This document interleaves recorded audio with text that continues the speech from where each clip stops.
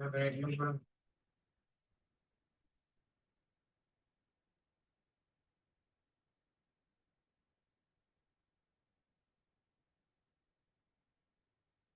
पहला क्वेश्चन है उसमें अपने को x माइनस वाई की वैल्यू और दो लीनियर इक्वेशन इन वन, वो टू वेरिएबल दे करके रखे। अब कुछ गाउटी बच्चे इसमें x की वैल्यू निकालेंगे, y की वैल्यू निकालेंगे, फिर जाके वैल्यू लाएंगे। ऐसे ये डिसाइड नहीं करना बिल्कुल भी। दोनों भी इक्वेशन को ऐड कर डालने का पहले। तो तुम दोनों इक्वेशन को क्यों ऐड करना, क्योंकि एक 87 एक 53 है, दूसरा 53 और 87 है, तो दोनों को ऐड करोगे तो 87 और 53 है, कितना होता है एडिशन? बताओ कितना एडिशन होता है ना? 140। तो तुम्हारे पास इक्वेशन आएगा 140x plus 140y is equal to 15, और 155 की भी एडिशन होगी, -155 की, तो -140। तो तुम्हारे पास x प्लस वाई की वैल्यू कितनी आ जाएगी? -1। ये वैल्यू आ जाएगी ना? ये आ गया। अभी दोनों को सब्ट्रैक्ट कर दो, 87 माइनस 53, 34, और 53 माइनस 87, -34, और 15 माइनस 155, 15 माइनस ऑफ -155, -170। तो ये कट हो गया।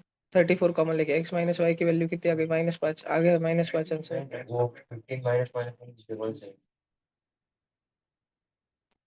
+170, तो +5, सेकंड ऑप्शन। हाँ, वो करके देखा, कुछ काम फायदा नहीं हुआ। हो सकता था एक आध बार लग जाए, पर नहीं हुआ। एक्स माइनस वाई ढूंढना था तो डायरेक्ट कर लिया। ये एडिशन और सब्ट्रैक्शन कब करना? जैसे मैंने तुमको एक बात पढ़ा के रखी है कि कभी sec theta plus tan theta की वैल्यू दी रही आर्यन, तो sec theta minus tan theta की वैल्यू कितनी हो जाएगी? 1/आर्यन। तो अगर तुम्हारे पास में तुमको 87 अल्टा पल्टिंग दिखे, पहले एक्स को था फिर वाई को है, फिर 53 अल्टा पल्टिंग दिखे, वाई को था फिर एक्स को है, तो दोनों इक्वेशन को जल्दी सॉल्व करने के लिए एक बार ऐड कर देना दोनों इक्वेशन को, उससे एक्स प्लस वाई की वैल्यू आएगी, और दोनों इक्वेशन को एक बार सब्ट्रैक्ट कर देना, एक्स माइनस वाई की वैल्यू आएगी। फिर एक्स और वाई की इंडिविजुअली भी चाहिए होगी तो जल्दी आ जाएगी। ध्यान रहेगा। ठीक है, ये इलिमिनेटिंग द कोएफिशिएंट वाला स्टैंडर्ड क्वेश्चन रहता है। On division bye 6 A square can not leave remainder. कोई भी नंबर का स्क्वायर है, कोई भी नंबर का स्क्वायर, वो 6 से डिवाइड करने के बाद क्या रिमाइंडर नहीं छोड़ता।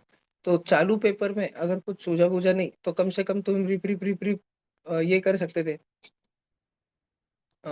एग्जाम्पल ही लेके डायरेक्ट खत्म कर सकते थे, है ना?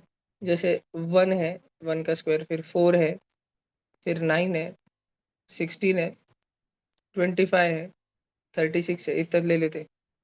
और फिर 49 है, इसको 6 से किया तो रिमाइंडर 6 जीरो जा जीरो, 1 इज बचेगा। इससे किया तो 4 बचेगा, इससे किया तो 3 बचेगा, इससे किया तो बोलो जल्दी 4 बचेगा, इससे किया तो 1 बचेगा, इससे किया तो 0 बचेगा। और फिर 49 ले लो, 49 किया तो 1 बचेगा। अगला 64 ले लो, कितना बचेगा? 4 बचेगा। 81 ले लिया, 81 के पहले 6 के टेबल में क्या आता? 78 आता, तो कितना बच रहा? 3 बच रहा।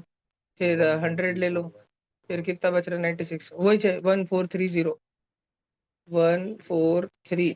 तो कौन नहीं आता? 5। समझा ना? चालू इसमें प्रेजेंस ऑफ माइंड रखना चाहता है। ऐसे ए स्क्वायर है तो मान लेते इवन नंबर होगा, 2n, और एक और होगा 2n+1, उसका स्क्वायर करते हैं डिवाइड बाय 6, ऐसा मारूंगा ना। चालू इसमें प्रेजेंस ऑफ माइंड फटफट फटफट जुगाड़ लगाने के मैं आते हैं। और पेपर सॉल्व करते टाइम जिस क्वेश्चन का रफ वर्क उसी क्वेश्चन पे चेपने का, इधर का रफ वर्क इधर नहीं चेपने का। तो जब तुमको वो आधा अधूरा आया और वो बाद में तुमको लगा कि नहीं अभी नहीं जा रहा, छोड़ के दूसरे क्वेश्चन पे जाते हो, और जब तुम थोड़ी देर बाद लास्ट में वापस आओगे तुमको मिलने को हो ना तुम्हारा रफ वर्क। ठीक है, ये ध्यान रखना थोड़ा। Find largest positive integer that will divide blah blah blah, leaving the remainder blah blah blah blah respectively. ये वापस मैं एक बार समझाता हूँ, ध्यान से सुन लेना। 396 से डिवाइड करने पर रिमाइंडर कितना बचना चाहिए? 5। स्वराज ध्यान दें। 434 से डिवाइड करने पर रिमाइंडर कितना बचना चाहिए? 9। और 540 से डिवाइड करने पर रिमाइंडर कितना बचना चाहिए? 13। अब तुम एक छोटा सा डिवीजन पहले तो देखो, 24 है और डिवीजन बाय 5 हो रहा। 5 की बहुत इच्छा थी कि 24 के बर्थडे पार्टी में उसको बुलाया जाए, लेकिन वो आ नहीं सका क्योंकि रिमाइंडर कितना बचा? 4।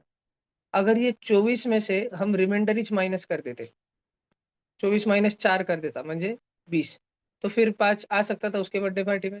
हाँ, तो अभी है ना एक नंबर है जो इसके बर्थडे पार्टी में आना चाहता है, 396 ने उसको इनवाइट नहीं करा, क्योंकि वो के जो है पाई का रिमाइंडर छोड़ देता था।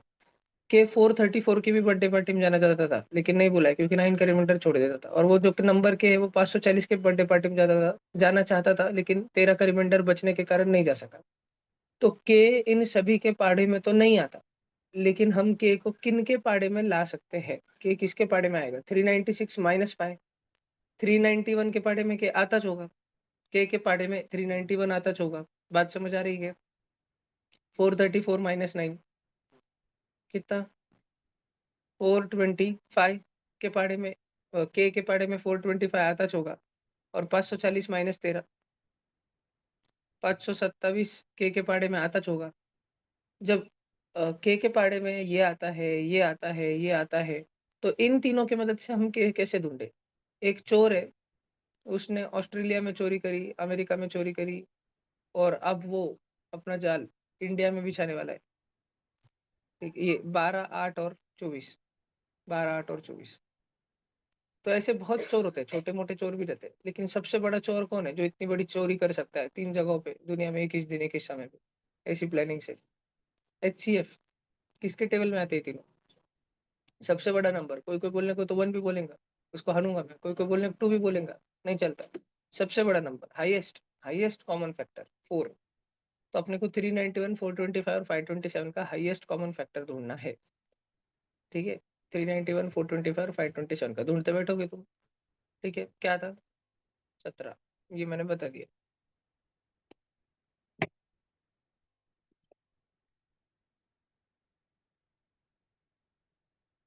ठीक है,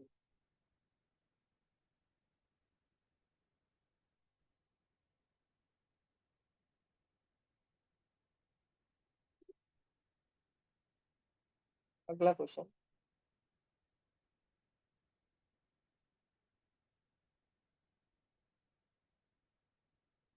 भाई तुम्हारे पक्का रहना चाहिए, पर क्या?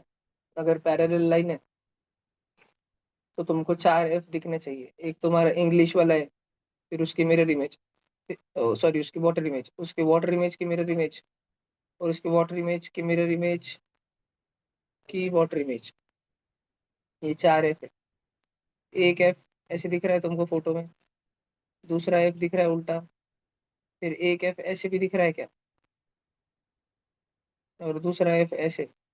ये 4 F, ये F वाले एंगल सेम रहते हैं, है ना? ध्यान में रखने का सब बच्चों ने। म्हणजे ये वाला जो एंगल है अब ये किधर आया, ये उल्टे वाले F में आया, तो ये वाला भी एंगल सेम रहता है, उसके जितना चलेगा। ठीक है, ध्यान रहेगा ना पक्का? ठीक है, और ये तो ध्यान रखना चाहिए कि पैरेलल लाइन है ना, तो ऐसे खट खट तलवार मार दी 2 बार। किधर किधर तलवार मारी? ये एंगल पे और ये एंगल पे, ये एंगल पे और ये एंगल पे, चारों एंगल से खट खट। और बचे वालों चारों सेम है, थीटा थीटा थीटा थीटा। ध्यान रहेगा क्या? ऐसे रहता है सब बच्चों ने, ये मतलब इतना तो ध्यान रखने का। अल्टरनेट एंगल, वो नाम जो भी रहते, तुम नहीं ध्यान रखने का। अब देखो क्या पैरेलल दिया है, जी इज पैरेलल टू AF। जी और AF पैरेलल, वो 95, ये 95, ये 95, तो ये 85, ये 85 वर्टिकली अपोजिट, ये 95। एक्स की वैल्यू 95 और इसमें डाल दिया 35। कितना हो गया वो? 130। 130 तो एक्स की जेड कितना बचा? 50। Find X Y Z. X की वैल्यू 95, वाई की वैल्यू 85, जेड की वैल्यू 50। ये तो आया था ना तुमको? सब कुछ बरोबर हुआ नहीं? ये भी किसी नुबड़े गलत हुआ था पेपर में। कितने तारीख का पेपर था ये देखता मैं आंसर।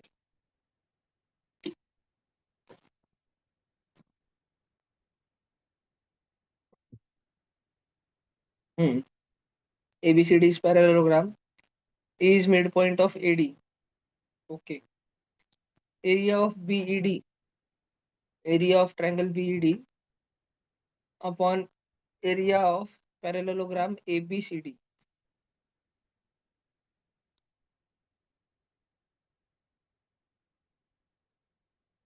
देखो रेक्टेंगल एक पैरेललोग्राम ही रहता, तो for the sake of convenience अगर मेरे को ये पेपर में करना पड़ता था क्वेश्चन, तो मैं इसको रेक्टेंगल ही मान लेता था।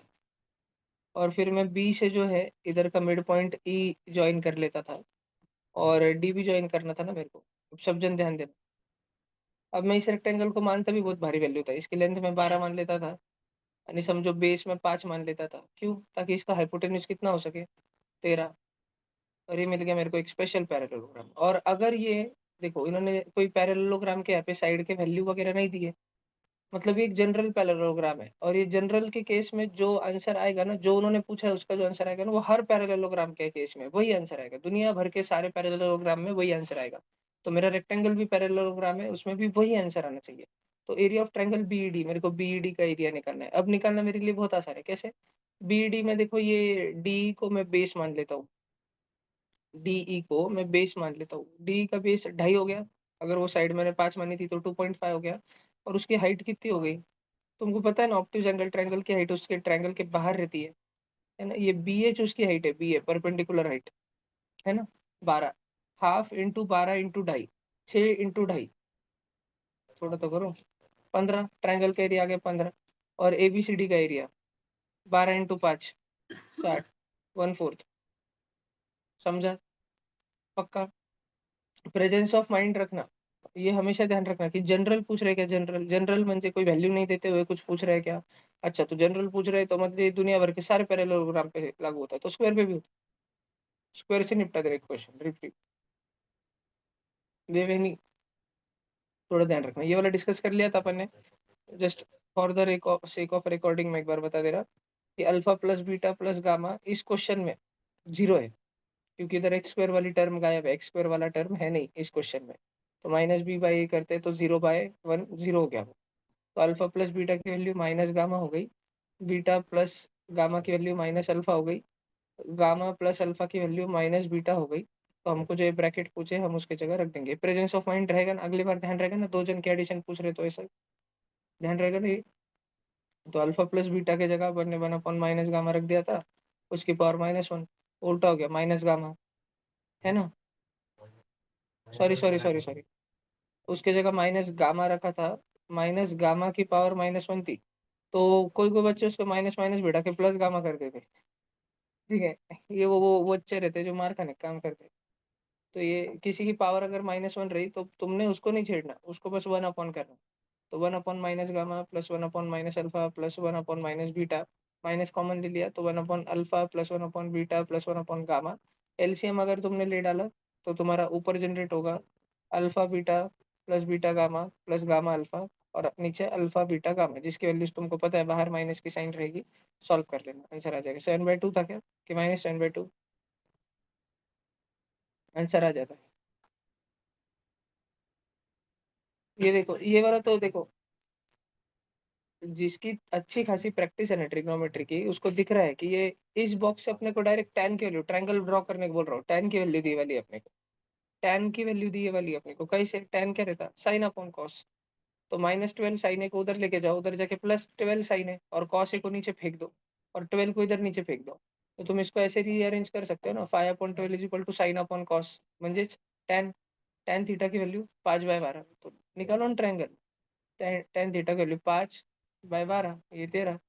तो अगर टेन की वैल्यू 5/12, सेक क्या रहता है? कॉस का उल्टा, कॉस रहता है चिपके वाला अपन है, हाइपो अपन चिपके वाला, 13/12 का square, 169/144 -1 whole upon 2 times 10, 2 times 5/12, 10/12, plus sec, sec क्या है?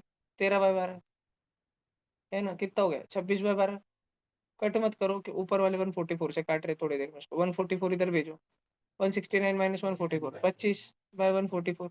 और तुमको मैंने बोल के रखा है, सबसे ऊपर वाला मल्टीप्लाई होंगे, सबसे बीच वाले दोनों मल्टीप्लाई होंगे, 25/12/144 इंटू 26, 12 बन जा 12 जा, कुछ नहीं कट रहा अभी। तो 25/276।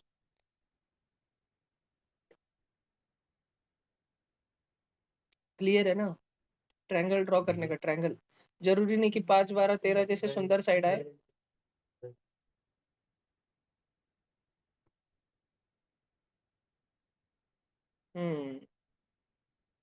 फिर कुछ घोड़ वाक्य। 12 इंटू 26 कितना होता है? हाँ, ये 23। ऐसी सिली मिस्टेक होती है पेपर में। देखो, अगला क्वेश्चन दिया है अपने पास में है, ओ सेंटर है, ओ सेंटर है ना, ओ। तो सब जन को इतना समझता है, टेंजेंट, टेंजेंट बोले तो पहले तो 90 डिग्री के दो एंगल छेपने के, ये बीच में वाला ज्वाइन कर दो, जस्ट थोड़ा हेल्प हो जाता है, इसलिए 60 बाइसेक्ट हो जाता। 30 में। अब देखो ऊपर वाला ट्रायंगल ए ओ पी, उसमें एक एंगल 30 एक एंगल 90, तो ये वाला कितना होगा 60, नीचे वाला भी 60। अब वापस अपने सर्कल पे आ जाओ, सर्कल पे फोकस करेंगे यहाँ पे अपन। तो अगर सेंटर पे एंगल 120 होगा बच्चों, तो उसको खींच के ऊपर लेके जाओ तो इधर क्या बनेगा 60 बनेगा। यहाँ पे बात समझ आती है क्या बच्चे बच्चे को? ठीक है, अच्छा 60 बनेगा। उसके बाद में अपन एक रेड लाइन डाल के इसको बाइसेक्ट कर देंगे, तो ये 30 हो गया 30। और तुम बच्चों को एक बात समझ आनी चाहिए, ये जो है ना ये फोटो, ये रेडियस और रेडियस है बेटा, आइसोसेलेस ट्रायंगल है। तो अगर ये वाला 30 हो गया तो ये वाला कितना हो जाएगा 30, और इधर वाला 30 हो गया, तो वापस देखो ये भी तो रेडियस है, रेडियस और रेडियस आइसोसेलेस ट्रायंगल है, तो ये भी 30 हो जाएंगे। तो एक्स और वाई की वैल्यू 30 और जेड की वैल्यू 60। जेड निकाला ना अपन ने 60, कितना हो गया एडिशन 120। इजी क्वेश्चन था बहुत।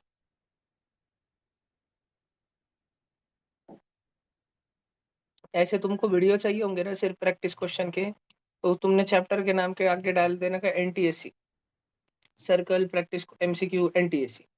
और अच्छे लेवल के चाहिए एनटीएससी लेवल 2, तो पुराने वीडियो आते तब यूट्यूब अच्छा था, अभी भी अच्छा है, पहले बहुत अच्छा था। 54, on rolling of two dice probability of getting sum less than 7 blah blah blah, वो आता है लिखते 1,1 1,2 ऐसे 1,6 तक, और ऐसे फिर 6,6 तक, है ना? ये ऐसा पूरा, हाँ हाँ। अरे, भावना पूछ ली ना, इतने सारे वो 36 ही होते हैं ना, 36, तो दो डाइस और probability of getting sum less than 7। तो ये एक, ये दो, ये तीन, फिर ये चार भी हो रहे शायद, है ना? 1,4 से 4,1 तक भी छोटा छे, और 1,5 से 5,1 तक भी छोटा छे, समझ रहे हो ना? सम लेस देन 7। एक दो तीन चार पाँच, 15 जन है शायद, 15 जन है 36 में से, बरोबर कर रखा हूँ। 5/12 आ जाता है, थोड़ा लिखो ना, ये कैसे नहीं आता?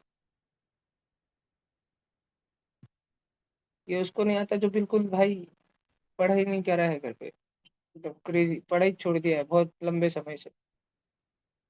रिवीजन करे तो आ जाएगा, थोड़ा देखो यूट्यूब पे। Floral design of floor is made up of 16 tile which are triangular in shape.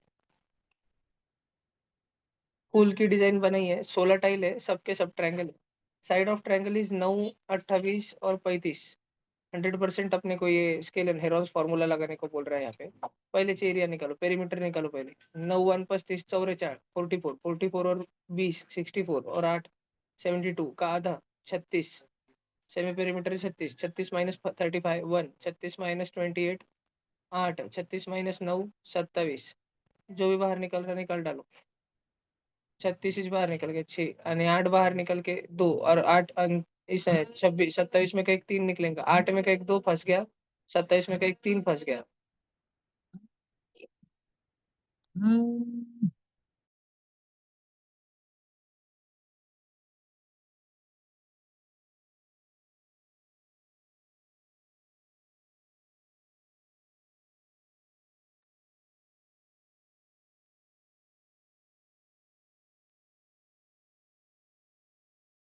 Online आवाज आ रहा है क्या मेरा? देखो, तो 6 2 ज़ा 12 और 12 3 ज़ा 36 √6, ये उसका एरिया है, एरिया एक फर्शी का। इसकी कितनी फर्श थी 16, 16 फर्शा, प्रत्येक जिसका एरिया है 36 √6 सेंटीमीटर का स्क्वायर, उसको हमको पॉलिश करना है 50 पैसे, म्हणजे हमको रुपीज में हमको 0.5 रुपीज मिलेंगे 1 सेंटीमीटर स्क्वायर के। और एरिया हमारा सेंटीमीटर स्क्वायर में था, सेंटीमीटर स्क्वायर कट गया, 0.5 इंटू 16, 8, 8 इंटू 36, 36 का डबल का डबल का डबल, 36 का डबल 72 का डबल 144 का डबल 288 इंटू √6 2.45, 288 का डबल और आधा, 288 का डबल 300 है ना, 288 उसका डबल करो। हाँ तो, और उससे भी थोड़ा सा और आधा, एक ही ऑप्शन है मैच करना, समझ गए? Radius of two sphere are in the ratio 4:5। Then their volume. अरे क्या बच्चों जैसे क्वेश्चन थे भाई इसमें, तो ये तो आउट ऑफ वाला मैथ था। 4/3 pi r cube, 4/3 pi r cube, 4/3 pi, 4/3 pi, constant cut गया, R1 का क्यूब अपॉन R2 का क्यूब, 64:125, 8वीं की क्वेश्चन थी।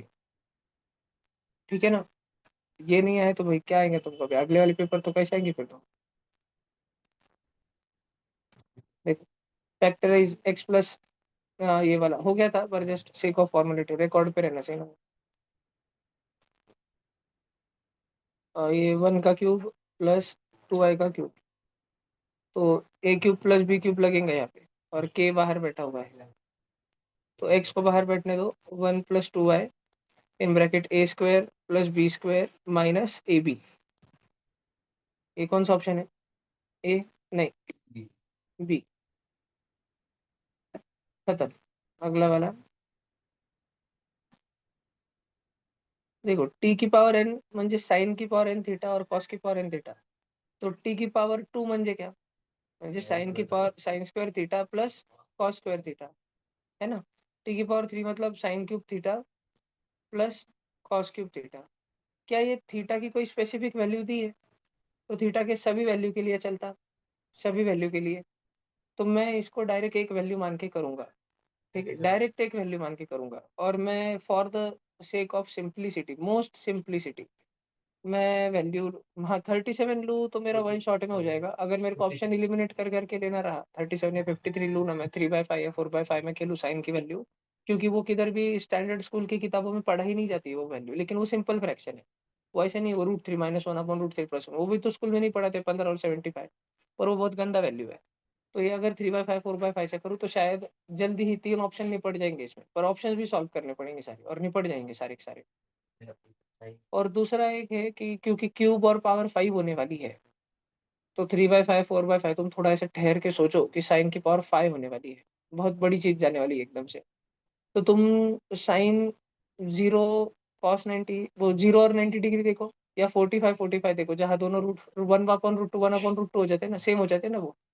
तो अपन है ना, 1 मिनट के लिए मान लो, जस्ट मान लो थीटा की वैल्यू 45 डिग्री। सब जन ध्यान दे रहे हैं? थीटा की वैल्यू 45 डिग्री। तो साइन 45 कितना होता है? साइन थीटा कितना होता है? 1/√2। और कॉस थीटा कितना होता है? 1/√2। और टी एन, ये एक्सप्रेशन ऐसा चीज है। अब सब जन ध्यान से देखो, अपने को ये ढूंढना है T3 - T5 upon T1। T3 लिखता हूँ पहले मैं, sine cube 45 plus cos cube 45, सबको समझा T3? सबको समझा T3? उसमें से माइनस करना है T5, साइन की पावर 45 माइनस कॉस की पावर 45। भाई माइनस कैसे? अरे माइनस यहाँ पे T5 को है ना, तो दोनों को माइनस लगेगा ना। समझ रहा है ना? किसी कोई ब्लैंक हो तो पूछो मेरे को, ऐसे शर्मा मत कि मेरे को ये भी नहीं आ रहा भैया, क्या बोलेंगे तेरे को ये भी नहीं आ रहा क्या? और बोलेंगे बोलेंगे, पर नहीं आ रहा ना। ठीक है ना, पर अभी पूछोगे तो सॉल्व करूंगा ना, फिर मैं तुमको जिधर से नहीं आ रहा उधर से बताऊंगा ना। T1, T1 म्हणजे साइन 45 प्लस कॉस 45, बस इतना है ना। अब ऊपर है साइन क्यूब 45, 1/√2 का क्यूब, 1/2√2 प्लस 1/2√2, कितना होता भाऊ? 1/2√2 प्लस 1/2√2, 2/2√2, 2 कट होके 1/√2 माइनस साइन की पावर, साइन की पावर 5, 1/√2 इंटू 1/√2 इंटू 1/√2, 1/4√2, है ना। हाँ, तो 1/4√2, 1/4√2, वो दोनों बाटे बाटे माइनस माइनस वाले, तो उनको पहले ऐड कर लो, तो वो 2/4√2 म्हणजे 1/2√2, और वो माइनस में बैठे 1/2√2, समझ रहा। और नीचे साइन 45 कॉस 45, 1/√2 प्लस 1/√2, 2/√2, 2/√2 म्हणजे √2 रहता है। मैं एक्सपेक्ट कर रहा था कि तुम बोलोगे जल्दी। अब देखो, 1/√2 माइनस 1/2√2 मतलब अगर तुमको इसमें क्रॉस क्रॉस स्माइली करना पड़ रहा है, तुम्हारे दिमाग में थोड़ा वायरस है बेटा, ये ना दिख रहा है मेरे को, तो ऐसे दिखता है ये चापाती नहीं, आधी चापाती। ये पहले वाली चापाती है और दूसरी वाली हाफ चापाती है। चपाती में से आधी चपाती खाली, मैंने कितनी बचेंगे? आधी चपाती बचेंगे ना, 1/2√2 बचेगा ना, नीचे √2 बचेगा। मैंने भैया ने बताया वाला है, शंकल बहन क्या बोले, √2 म्हणजे √2 बहन, सबसे ऊपर और नीचे वाला और बीच में के दोनों, तो 1 1 जा, और 2√2 इंटू 2, और 2√2 इंटू √2, 4, 1/4 आंसर आना चाहिए। अब सारे ऑप्शन सॉल्व करने पड़ेंगे, और देखना पड़ेगा कौन सा ऑप्शन 1/4 दे रहा। तो प्रोबेबली शायद दो तो भी कटने चाहिए, दो ऑप्शन तो भी, यानी अपना बहुत बैड लग रहा है तो ये कुछ ऑप्शन कटेंगे। फिर 3 बचेंगे अपने पास, फिर अपने थीटा की नई वैल्यू लेनी पड़ेगी। ठीक है, अभी चालू करते हैं। जनरल सॉल्यूशन भी शायद इसका एक आध बार अच्छा हो सकता था, जो मैं देखेंगे अभी।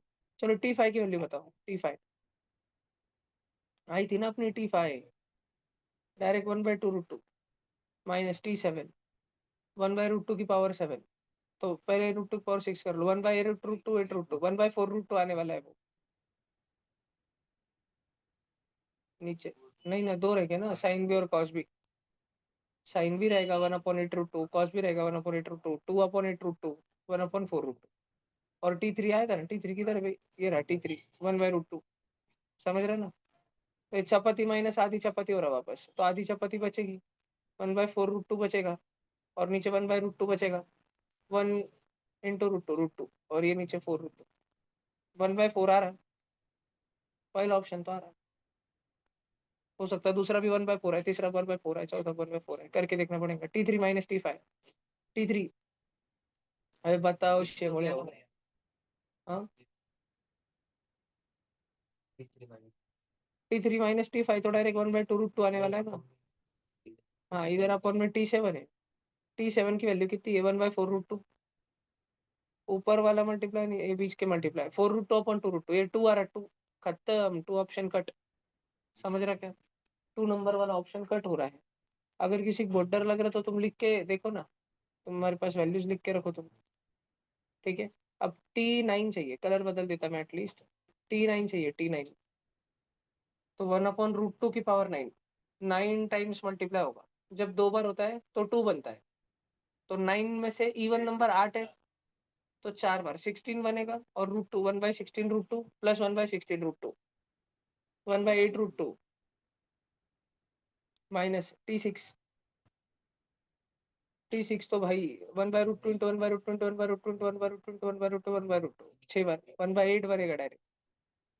और T4 √2 2 2 4 1/4। समझ रहा ना। इसका आंसर इरेशनल आने वाला है, क्योंकि इसमें एक इरेशनल नंबर से रैशनल नंबर सब्ट्रैक्ट हो रहा है, और वो वापस रैशनल से डिवाइड हो रहा है। पूरा ऑपरेशन में इरेशनल आंसर आने वाला है। थर्ड वाला ऑप्शन कट, क्योंकि हमारा आंसर सादा आना चाहिए, रैशनल आना चाहिए 1/4। चौथा T6 माइनस T9, T6 कितना है बे? आया था ना अपने T6 1/8 माइनस T9 कितना है बे? 1/8√2 अपॉन T4 कितना है, वो भी खत्म। एक ही ऑप्शन बचा पहला। समझा क्या। ठीक है, इतना अरे कितना टाइम लगा, 1 मिनट लगा फक्त। तुमको समझा रहे थे इसलिए ज्यादा लगा, अपना अपने में करते रहे तो हो जाता है। यार वो थीटा है, कैसे समझ के कितने? वो तो बहुत सारे थीटा है भाई, मैंने तुमको इतने 0 15 30 37 आते ना तो, लेकिन एक तो भी कटता ना ऑप्शन, फिर दूसरा वैल्यू लेना थीटा का, फिर बाकी के कटते। अब जनरल सॉल्यूशन देखते हैं। इधर पहला है sine cube theta plus cos cube theta minus sine की पावर 5 थीटा प्लस कॉस की पावर 5 थीटा, मुझे ब्रैकेट में है, whole upon sine theta plus cos theta. अब देखो sine cube theta plus cos cube theta, A cube plus B cube को मैं लिख सकता हूँ, आइडेंटिटी मेरे को आती है, A plus B in bracket A square plus B square minus A B minus, ये साइन की पावर 5 और कॉस की पावर 5 है ना। अरे शंगुड़े इकड़ा पा, नहीं साइन की पावर 5 को क्या लिखो, मैं लिख के भी क्या लिखूं?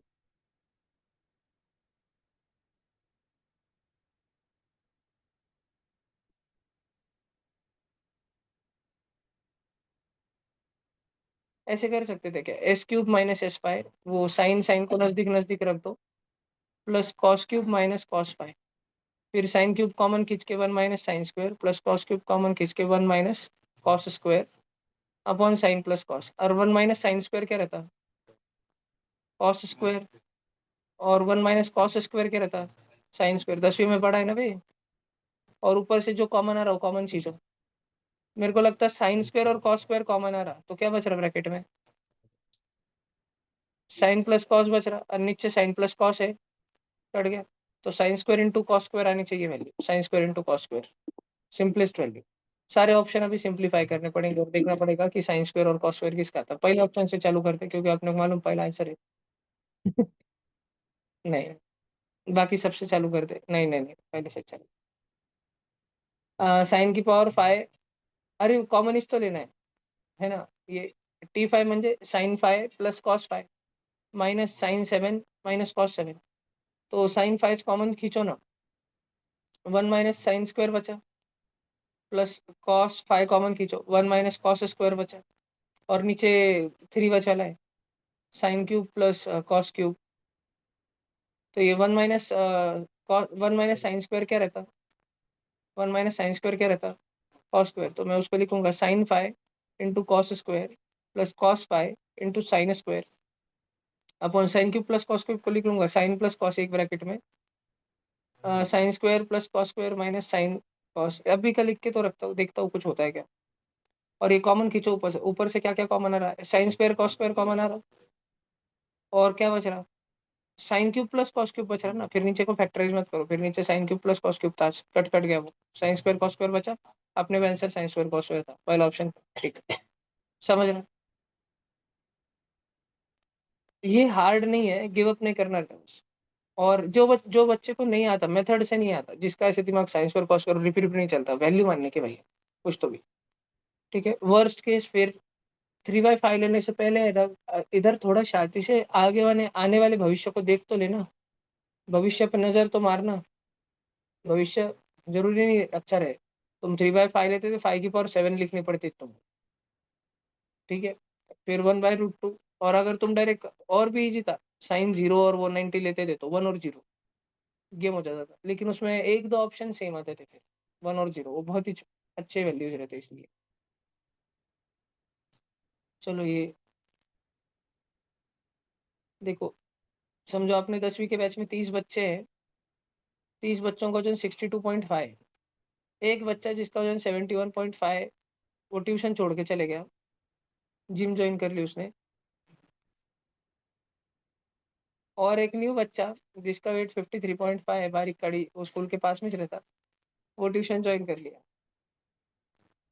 The new mean of the group will be, तो 30 बच्चे थे, A1 A2 ऐसे A30 तक अपॉन 30, उनका मीन कितना था बच्चों, 62.5 था, 30 जनों के वजन का एडिशन अपॉन 30, ये 62.5 था, mean weight of group of 30 student is 62.5, average समझता है ना, एवरेज कैसे निकालते हैं, सबके वजन का एडिशन अपॉन कितने बच्चे थे, अपॉन 30 बच्चे थे, तो सबका वजन का एवरेज 62.5 आया, बरोबर ना, अब वो 30 नंबर का बच्चा चलेगा, वो 30 नंबर का बच्चा जिसका वजन था, ये 30 को उधर फेंको, पहले मल्टीप्लाई करो, समेशन बताओ मेरे को सबके वजन की, समेशन 1 से 30 ये है, कितना है, 13 to 62.5, 625 into 3,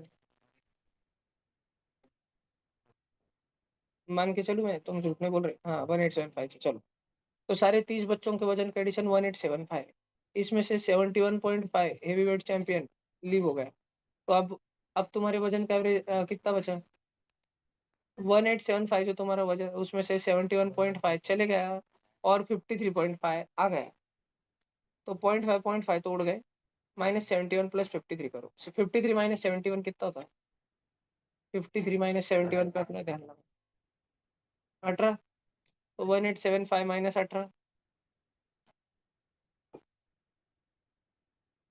हाँ वो उसमें मेरे को दिलचस्पी नहीं है, अब ये तुम्हारा ग्रुप का नया वजन है, अपॉन तुम 30 बच्चे हैं, क्योंकि एक गए तो एक आएगी, और तुमको नया एवरेज निकालने का है, तो मैं 30 को 1875 के नीचे रख दूंगा, तो मेरा पूरा नया एवरेज 62.5 आ जाएगा, -30 को 18 के नीचे रख दूंगा, काटो 2/5 म्हणजे, तर म्हणजे हाँ 3/5 म्हणजे 0.6 ना, मेरा एवरेज 0.6 से कम होने वाला है,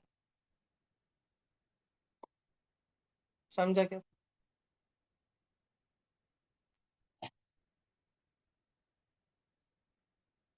आगे चलो, तुम पूछोगे नहीं तो मैं आगे बढ़ूंगा, आवाज लगानी पड़ेगी, हल्के पूछा था, ऐसे एटॉमिक लेवल पे हाथ ऊपर करा था, एक एटम हाथ ऊपर करा था, उससे मेरे को कैसा, ठीक है, पूछना पड़ेगा, आवाज ह्यूमन लेवल पे आना पड़ेगा, तो इंसान हो, इंसान नहीं तो ओरेंगुटैन गोरिल्ला चलाना पड़ेगा।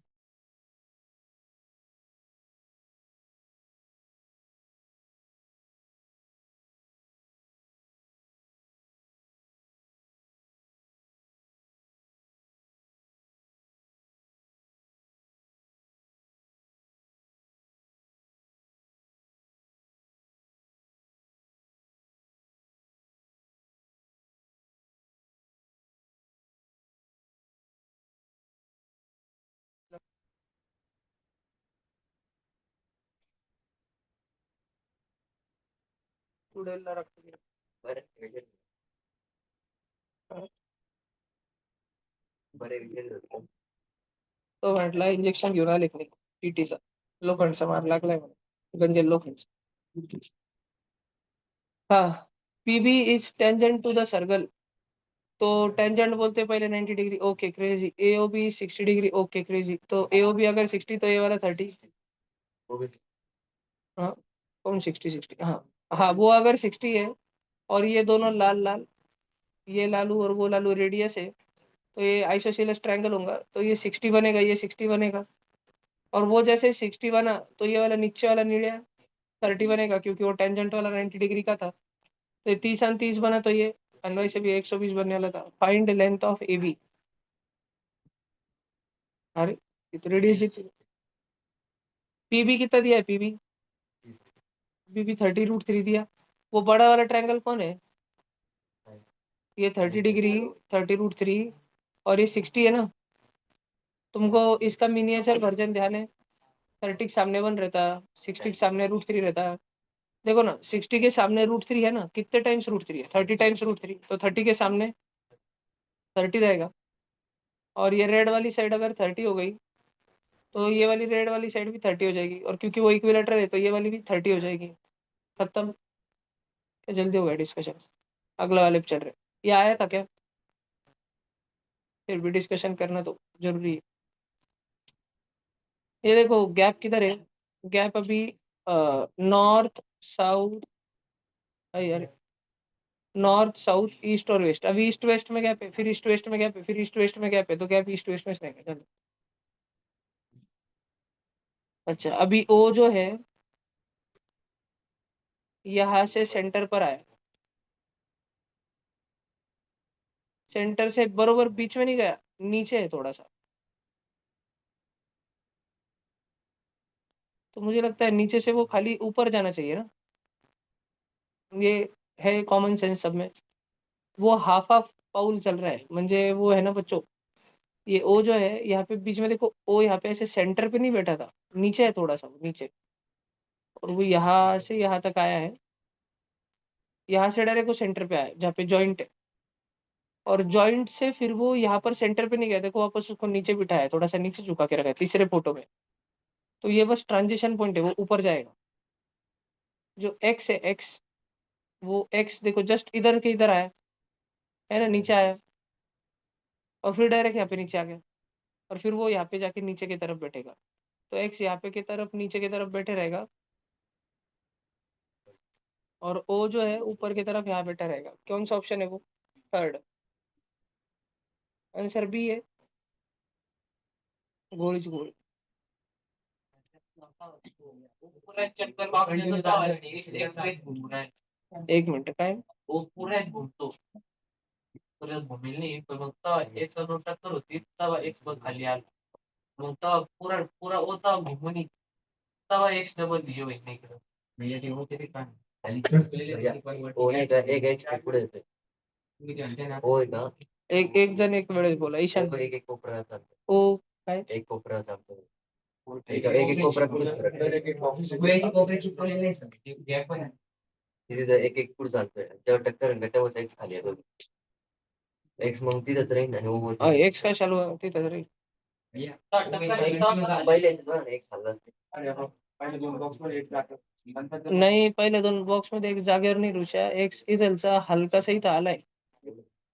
अरे पाहायचं राहतं भैया, उगाच ते इतका मोठा पेपर पॅन इंडिया पेपर काढ देते.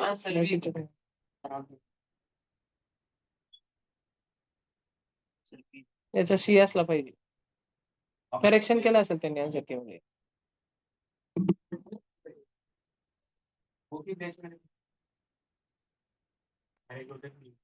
क्वेश्चन नंबर क्या था वो? 2 है. घोड़ पर जाऊन दे चलो. ठीक है. 62 at what time 5 between 5 and 6, 5 से 6 दरम्यान, 5 बजने के बाद से लेके 6 बजे तक वो कौन सा समय रहेगा जब घड़ी के कांटे कोइंसाइड एक के ऊपर आ जाएंगे, म्हणजे एंगल 0 डिग्री बन जाएगा. और कल तो फॉर्मूला सिखाया था ना, our into 30 minus minute into 11/2 है ना, ये इससे अपने को एंगल मिलता। तो अभी अगर वो कोइंसाइड हो रहे तो एंगल कितना हो रहा है, 0 डिग्री। और आवर कौन सा लेना, 5 बजे के कि 6 बजे के, क्योंकि 5 और 6 बजे का कोई भी टाइम एक मन में लो। 5 बजे है, 5 पे आवर एंड है, 12 पे कट है, और उधर से लेके 6 बजे तक, 5 से 6 के इन दोनों को नहीं लेना, इनके बीच का कोई भी टाइम लो। मन में आया कुछ तो 5:43, तो आवर क्या है, 5 है ना, 5 बज के कुछ तो भी रहेगा ना, आवर की जगह पे 5 रखना रहता है। समझ रहा क्या, 5 × 30 माइनस मिनट इंटू 11/2, ये 0 होना चाहिए।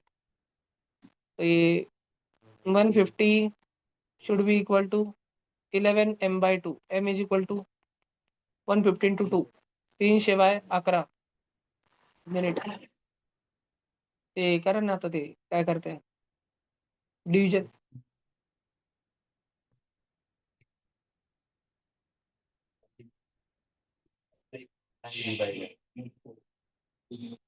समजला का,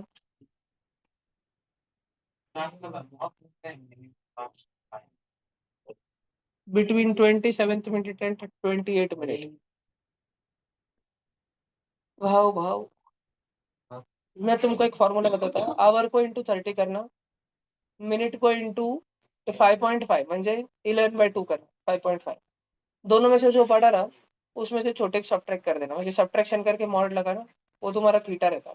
अब मेरे को तुम 2-3 एंगल निकाल के बताओ, चलो 6:45 पे क्या एंगल है, चल निकाल के बताओ, चलो चलो बताओ, सब जन करो, 6:45 पे क्या एंगल रहेगा, लिख के करना पड़ेगा तो, नहीं भी लिख के करो तो भी हो जाएगा।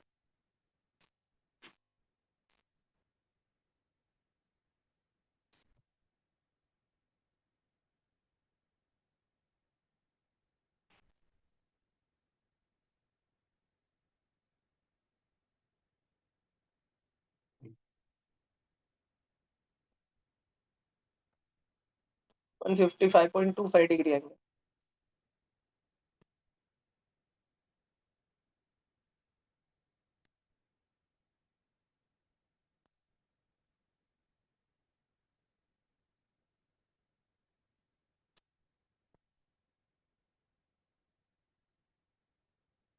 आया क्या, कितना है, 67.5, 67.5, तो जो भी, आवर को तुमने 6 से मल्टीप्लाई किया, वो 180 आया, और 45 को 55 से करा, म्हणजे 40 + 5, 50 + 5, 50 - 5,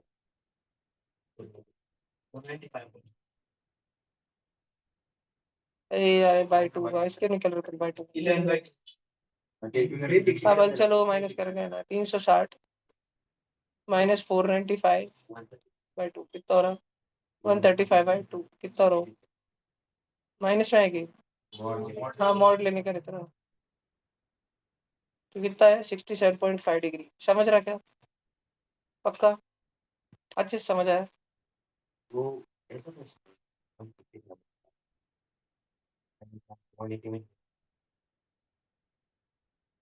नहीं नहीं एक्यूट एंगल आना चाहिए आंसर, सॉरी एक्यूट नहीं, 180 से छोटा आंसर आना चाहिए, स्ट्रेट एंगल से छोटा। अगर तुमने बोला कि घड़ियाल के दो कांटों के बीच में 300 डिग्री का एंगल हो रहा है तो मैं तुमको चप्पन चापटी मारूंगा। कि तुमने अगर बोला आवर एंड और मिनट एंड में 300 डिग्री का एंगल हो रहा है, चप्पन चापटी मारूंगा, आंसर 60 डिग्री है। 180 से छोटा आंसर है निकोला, ये ध्यान रखना, ठीक है। अगर 180 से बड़ा हो रहा है आंसर तो 360 में से माइनस कर देना। अब ये एक क्वेश्चन करा तुमने, अब एक क्वेश्चन करके बताओ कि 6 बजे से लेके 7 बजे के बीच में ऐसा कौन सा टाइम होगा सिस्टम में सॉल्व करने का, जब 67.5 डिग्री का एंगल होगा। हाँ सॉल्व करो इज्जत से अभी, आवर इंटू 30, मेरे को मालूम है कि 6:45 आंसर है, तुमको मालूम है कि 6:45 आंसर है, पर सॉल्व करो इज्जत से। आवर की वैल्यू क्या लेनी है, 6 से 7 बजे के बीच में कौन सा भी समय, वो 6 बज के कितने तो भी मिनट रहेंगे ना, 6:25, 6:27, 6:30 झाले, 6:50 झाले, तो आवर की जगह पे 6 रखना पड़ता है।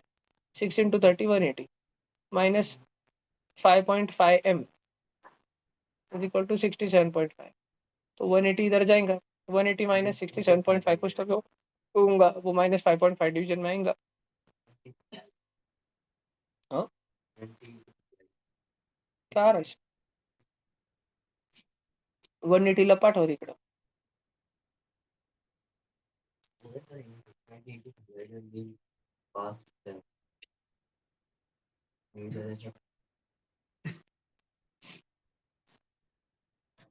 सोचो सोचो, हो गया क्या?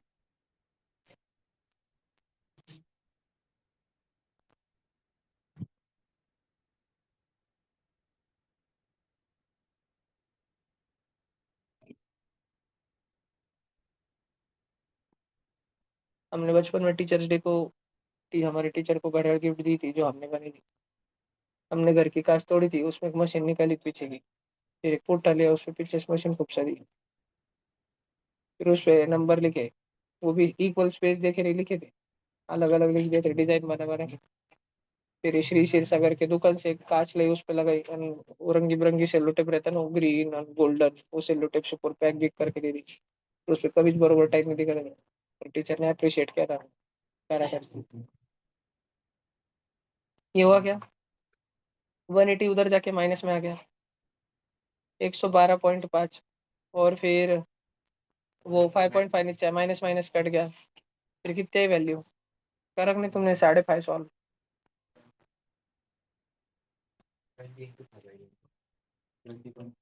20.45 ऐसा रख दीजिए एकदम।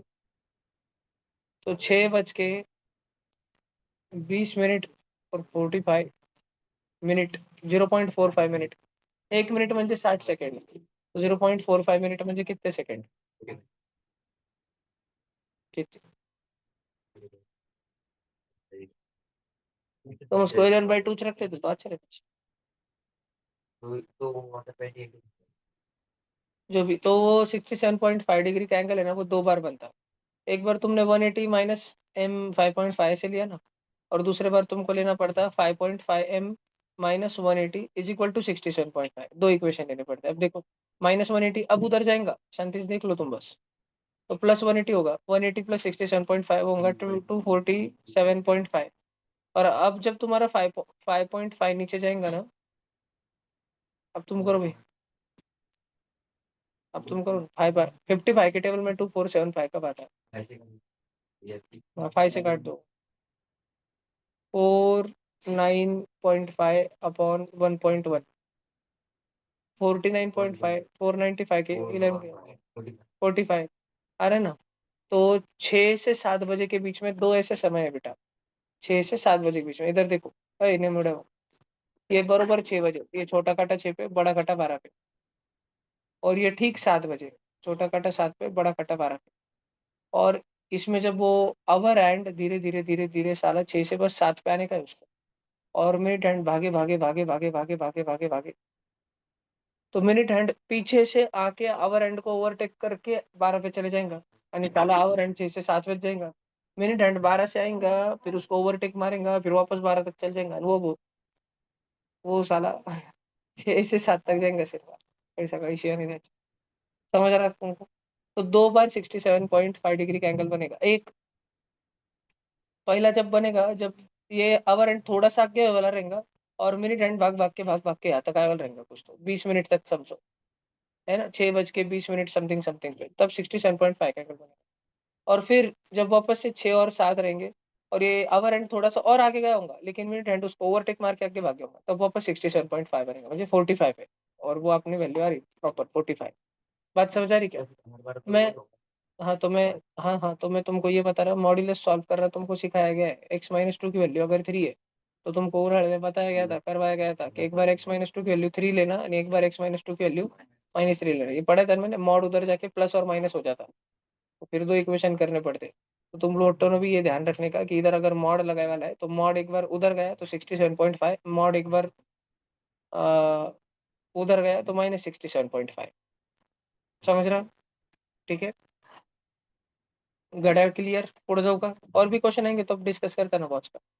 अगला ये वाला आ जाएगा रिकॉर्ड पे, if we interchange divide with plus 10,000, एक मिनट हो 1000 के जगह 10 लिखो, 10 के जगह 1000 लिखो, 100 के जगह 100 रहने दो, 100 के जगह 100 रहने दो। डिवाइड और प्लस इंटरचेंज कर दो, मुझे माइनस को माइनस लिखो, डिवाइड को इधर ला लो, प्लस को उधर ला लो। अब सबसे पहले डिवीजन करना पड़ता है आर्यन भाऊ, 100 / 100 1। अब आर्यन भाऊ तुमने ऐसा तो नहीं कर दिया कि तुमने 1 + 1000 1000 को उसको 10 में से माइनस कर दिया? -991। मुझे लगता है तुमने ऐसे करा है। आर्यन भाऊ अभी प्लस वाले पोटे आगे लागे पड़ते हैं और माइनस वाला पीछे। 1000 और 10, 1010 -1, 1009।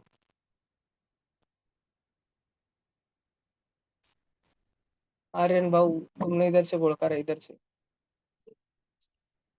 ओके। तेव्हा खूपच त्या प्रश्न घेऊन.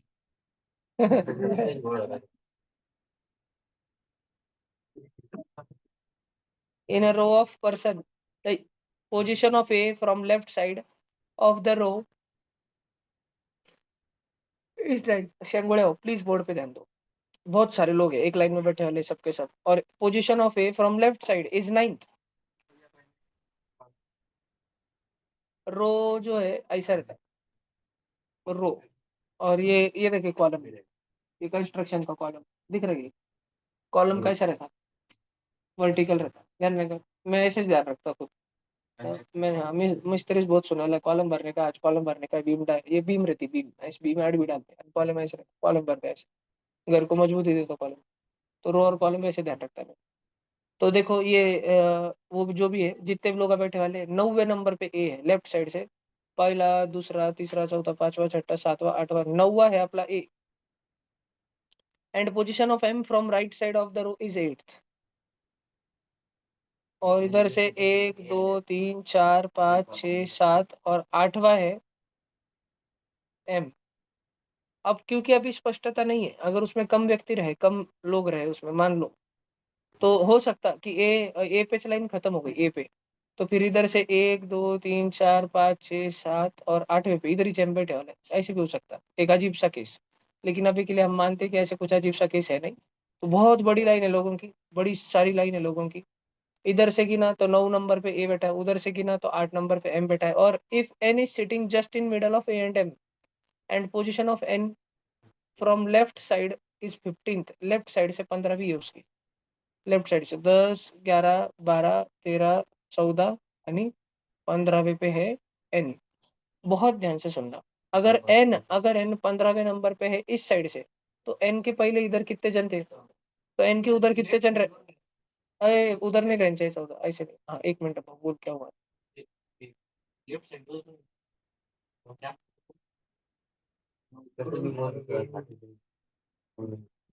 भाऊ तू तू कसं समजू राहिलं माहिती आहे तुला? तू तुला लेफ्ट हँड असं घेऊ राहिला ना असं तुला लेफ्ट कडून असं होतायचंय.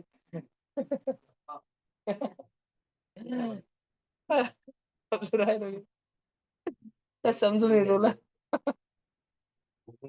या पाय तुला लेफ्ट हँड, तर तुला लेफ्ट पासून असं मोजायचंय. ठीक आहे, तू लेफ्ट इकडून घेऊ राहिला, इकडून मोजू राहिला.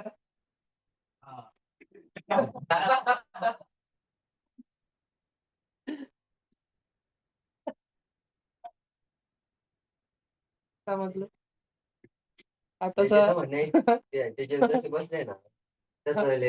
नाही नाही, तो त्याच्या हाताने तो काय करू राहिला, तू इकडूनच मोजणार आहे.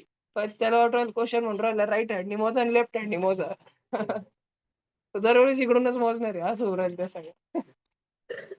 तुमच्या याच्यानुसार लेफ्ट बघा नका.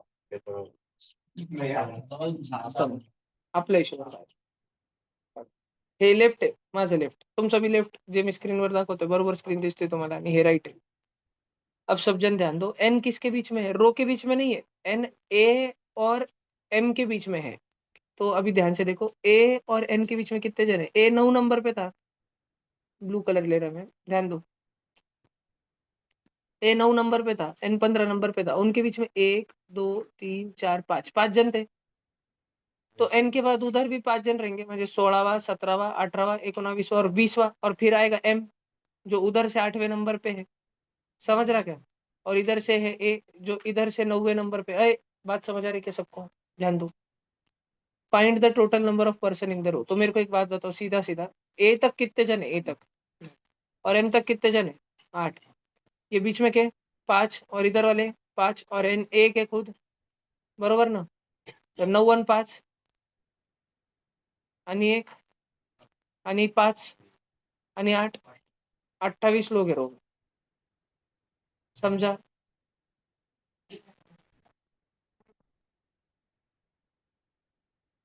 अरे बहुत टाइम रहता है, क्या नहीं रहता। 28 है दीदी।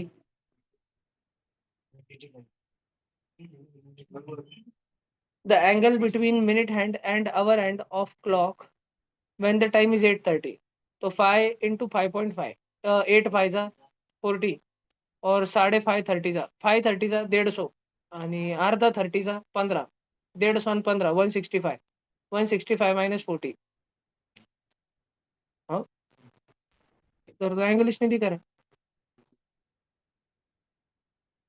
नहीं यार, सॉरी सॉरी, क्या गोल कर दिया, आवर इंटू 30 रहता हूँ और मिनट इंटू 5.5, तो 8 × 30 240, और ये 30 × 5.5 165, 240 -165 75 हो गया। अगला, आवाज नको। A and B are related in particular manner, okay. अरे ये क्या, ये किसको नहीं आया भाई, वन क्या है ना सबको। हाँ, इसमें तुम लोग बोल रहे थे कि रॉन्ग है शायद आंसर। देख लो, मैं मेरे हिसाब से गिन ले रहा हूँ। ऊपर वाले थर में मैं फ्लोर वाइज लिख रहा। इस फ्लोर पे 8 जन है, इस फ्लोर पे 1 2 3 4 4 जन है, इस फ्लोर पे वापस 8 जन है, फिर इस वाले फ्लोर पे 1 2 3 4 5 6 7 8 9 10 सेफ्टी के लिए 10 आणि 4 आणि 4 आणि 10, आणि इस फ्लोर पे 8 आणि 4 आणि 8, 8 4 12, 12 8 20, 20 आणि 10 30, 34 38 48 56 60 68, 68 रहना चाहिए इसका आंसर। तो जो पहले वाला भी है और ये वाला भी, इसमें करेक्शन है फिर 100%। ठीक है। हाँ, सच सच बता दो, तुम में से कितने जनों को स्टेटमेंट एंड, हाँ क्या हो सके, ऊपर डाउट था कुछ, क्या था ये बीच में वाला। हाँ,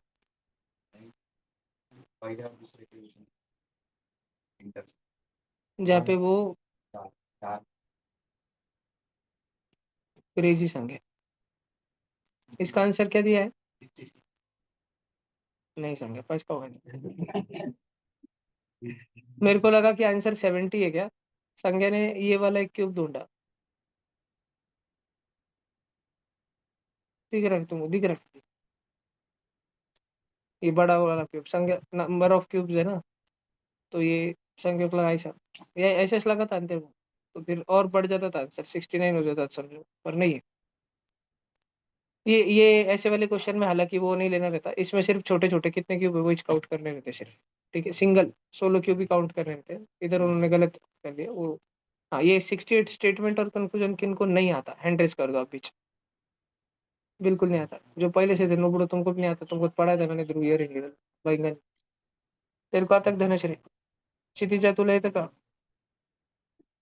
क्षितिजे उठ, तो भैया झोपली, तेरे को आता है पक्का क्षितिजे, देख पाए पार्थ आता है तुला येतं भैया। की, ओके ओके ओके। हाँ आता है, इधर देखो इधर देखो इधर देखो, मैं बता रहा तुमको कैसे करने के लिए। ये स्टेटमेंट तुमको कितने भी वाहियात लगे पर इनको सच्ची मानना रहता है, सच्ची, ट्रू। और इससे तुमको सर्कल वाले वेन डायग्राम निकालने रहते हैं। सम रोड्स आर सिटी, ये देख ईशांजा, ये रोड है, ये सर्कल के अंदर जो भी वो रोड है, इस सर्कल के अंदर तो है, तू भी रोड है। ठीक है, क्या सारे रास्ते शहर है, नहीं क्या बोल रहे, ये सर्कल क्या है संजय, ये रोड है। सम रोड आर सिटी, इसमें से कुछ कुछ, और ये सिटी वाला है, सिटी वाला, कुछ कुछ रास्ते ऐसे है संजय जो शहर है, कुछ कुछ। ये वाला रेड डॉट ए वाला, ये क्या है, रोड है कि शहर है। ये बी वाला डॉट क्या है, और सी वाला क्या है, ऐसा रोड जो सिटी। सुनने में स्टेटमेंट कितना वाहियत लगे, बस मान लेने का। ठीक है, सम रोड आर सिटी। अब समझा, ऑल सिटी आर टेबल, जितनी भी सिटी है वो सब क्या है, तो सिटी को किसने खा लिया, छोटी मछली बड़ी मछली खाती। ऑल सिटी, सिटी वाला रेड सर्कल है क्या, सिटी वाला रेड सर्कल समझा, उसको टेबल वाला ब्लू सर्कल खा जाएगा, टेबल। अभी सुन संजय तू, कोई भी सिटी है, कोई भी सिटी के अंदर कोई भी डॉट आया तो वो क्या रहेगा, टेबल रहेगा। संजय विषय इतना है बस, अभी अब ध्यान से सुन संजय, कि टेबल वाला जो सर्कल है, टेबल वाला सर्कल वो कैसे रहेगा, वो सिर्फ इतना रहेगा, या फिर टेबल वाला ऐसा भी रह सकता, टेबल वाला ऐसा भी रह सकता पीछे। तुमको अभी सेकंड स्टेटमेंट में ना संभावनाएं आती है, संभावनाएं, पॉसिबिलिटीज आ जाती है। मतलब भैया, मतलब तुम लोग जो है, पहले वो पहला छोटा वाला ब्लू सर्कल पे फोकस करो, छोटा वाला ब्लू सर्कल, छोटा वाला ब्लू सर्कल जो है, क्या उसमें थोड़े बहुत रोड आ रहे हैं, आएंगे ना, क्योंकि थोड़े बहुत रोड जो थे वो सिटी थे, और सारी सिटी या टेबल है, तो थोड़े बहुत रोड तो टेबल रहेंगे ना, वो रोड जो सिटी थे वो तो टेबल रहेंगे ना। सम रोड सिटी थे, सारी सिटियां टेबल है, तो जो रोड सिटी थे वो तो टेबल रहेंगे ना, बरोबर ना। अब प्रश्न ऐसा है कि वो रोड जो सिटी नहीं थे वो भी शायद टेबल के सर्कल में आ सकते, टेबल का सर्कल इतना बड़ा हो, तो अपने को आंसर वो चूज करना पड़ता है कि जो पॉसिबिलिटी नंबर 1 और पॉसिबिलिटी नंबर 2 दोनों को सेटिस्फाई करे, दोनों को। Conclusion, some roads are table, क्या कुछ रास्ते टेबल है, हाँ कुछ तो है। वन वाले में भी, वन वाले छोटे ब्लू सर्कल में भी, हाँ वो ब्लू ब्लू डॉट दिख रहे हैं इतने सारे, वो ब्लू ब्लू डॉट जो रोड सिटी है, और सारी सिटियां टेबल है, तो जो रोड सिटी थे वो टेबल है। सम सिटी आर रोड्स, कुछ सिटी रोड भी है, हाउ, जब रोड और सिटी का वेन डायग्राम रेड रेड वाला इंटरलैप कर रहा है स्टोमेटक जैसा, रेड रेड, तो कुछ रोड सिटिया है तो सिटिया भी रोड है, समझ रहा है तुमको, 1 और 2 बोथ फॉलो। बात समझ आ रही है क्या, नहीं, देख वापस एक इजी एग्जांपल लेके बताता मैं। जितने भी बच्चे डोनगांव रोड पे रहते,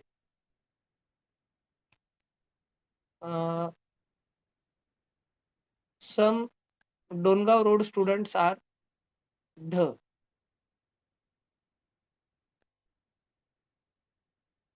ऋषि लिव्स ऑन डोनगांव रोड, ये डोनगांव रोड पे रहने वाले बच्चे, इनमें से कुछ बच्चे क्या है, ढ, कौन से बच्चे हैं, सिर्फ डोनगांव रोड पे ही रहने वाले बच्चे ढ है क्या, नहीं बाकी के भी है ना, लेकिन डोनगांव रोड पे रहने वाले थोड़े से बच्चे ढ है, समझ रहे। अब बोल रहे ऋषि लिव्स ऑन डोनगांव रोड, ऋषि का सर्कल डोनगांव रोड के अंदर आ रहा है, ऋषि डोनगांव रोड पे रहता है ना।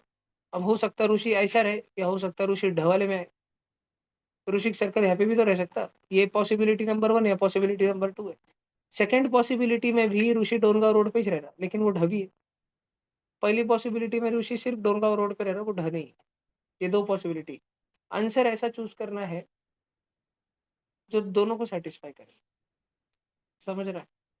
तो अगर तुमको वाक्य लिख के आया ऋषि इज ढ, तो सही होगा गलत होगा, सही नहीं होगा पार्थ, या हाउ हाउ बोल रहा तू। ये पहले वाले स्टेटमेंट में ऋषि ढ वाले में आ रहा क्या, ये वाले में, ये वाला ढ में आ रहा क्या, सेकंड वाले में आ रहा तो नहीं, दोनों में आना चाहिए तो ही वो आंसर है, समझ रहा क्या, दोनों फॉलो होने चाहिए। तो ऋषि इज ढ ये सही है कि झूठ है, झूठ है, ऋषि इज वेरी ढ। वापस देखो, सम रोड्स आर सिटी, ये रोड का है, कुछ कुछ रास्ते, कुछ रास्ते सिटी है, ऑल सिटी आर टेबल, पूरी की पूरी सिटी टेबल है। भाई जब तुम सिटी, अरे मौसी और लक्ष्य देना भाया, बैंगन, ऑल सिटी आर टेबल, भाई जब तुम पूरे के पूरे सिटी को टेबल में शामिल करने जाओगे, पूरे शहर को टेबल में शामिल करने जाओगे, तो उसमें से वो रोड जो सिटी थे वो भी टेबल वाले ब्लू सर्कल में आ गए ना। म्हणजे म्हणजे ये ब्लू ब्लू डॉट रोड थे जो कि सिटियाँ थी, और बाद में इनको टेबल बना दिया गया, समझ रहे हैं तुमको। या तो टेबल वाला इतना बड़ा भी हो सकता है ना, डिनाई तो नहीं कर सकते तुम ये पॉसिबिलिटी। टेबल वाला ऐसा हो सकता है क्या, ये रोड वाला है, कुछ रोड सिटियाँ है, और टेबल ऐसा है, कुछ सिटियाँ टेबल है, नहीं अरे तुमने ये तो गलत निकाल रहे, उधर बोला है ना ऑल सिटी आर टेबल, तो जो टेबल का सर्कल है, टेबल वाला सर्कल, वो तुमको निकालना ही ऐसे पड़ेगा कि वो पूरे सिटी को घेर ले, पूरे सिटी को घेर ले, पूरे सिटी को घेरते टाइम हो सकता है उसका मन हो गया रोड को घेर लूं, तो दो संभावना है ना, रोड और सिटी, टेबल वाला ऐसा रहेगा, या रोड और सिटी टेबल वाला इतना बड़ा रहेगा। बात समझ आ रही है सबको? बात समझ आ रही है? दो पॉसिबिलिटी रहेंगी, और अब ये दो में से तुमको देखना है कौन सी सही है, सम रोड और टेबल। पहले वाले में देखो रोड के क्या कुछ ऐसे रोड है ब्लू बड़े बड़े डॉट जो टेबल में आ रहे हैं, टेबल वाले सर्कल में, हाँ। दूसरे वाले में भी हाँ, सम रोड और टेबल, हाँ पूरे पूरे से रोड टेबल हो गए, तो सम रोड तो टेबल रहेंगे। ये तो दोनों में सेटिस्फाई हो रहा है, तो पहला वाला कंक्लूजन सही है। दूसरा, सम सिटी आर रोड्स, कुछ रोड सिटी है तो कुछ सिटी रोड रहेंगे ना, ये 1 = 2 है तो 2 = 1 रहेगा ना, ठीक है ना, ऐसे वैसे काम करता है ये, तो बोथ 1 and 2 फॉलो, समझ रहे हैं क्या? इसको बोलते हैं सियोलॉजिज्म, चैप्टर का नाम है, तुमको नहीं आता यूट्यूब जाना, सियोलॉजिज्म एनटीएससी, माउशिस नाउ माउशिस, सियोलॉजिज्म एनटीएससी, या स्टेटमेंट एंड कंक्लूजन एनटीएससी। आगे चले, अरे भाऊ आगे चलो क्या। हम्म, अब इधर देखो, ये है ना ब्लड रिलेशन, है ना ब्लड रिलेशन, ध्यान दो सब जन। ब्लड रिलेशन में रूल नंबर 1, कोई भी पुरुष अगर रहा उसके लिए बॉक्स निकालना, कोई भी महिला अगर रही उसके लिए सर्कल निकालना, ठीक है। अगर प्रेम का चक्कर चालू है उनमें, म्हणजे वो नवरा बायको है, तो ऐसे धागा निकालना। और अगर वो सिबलिंग्स है, अगर वो हस्बैंड वाइफ है, मैरिड, तो ऐसा धागा निकालना। और अगर सिबलिंग है, सिबलिंग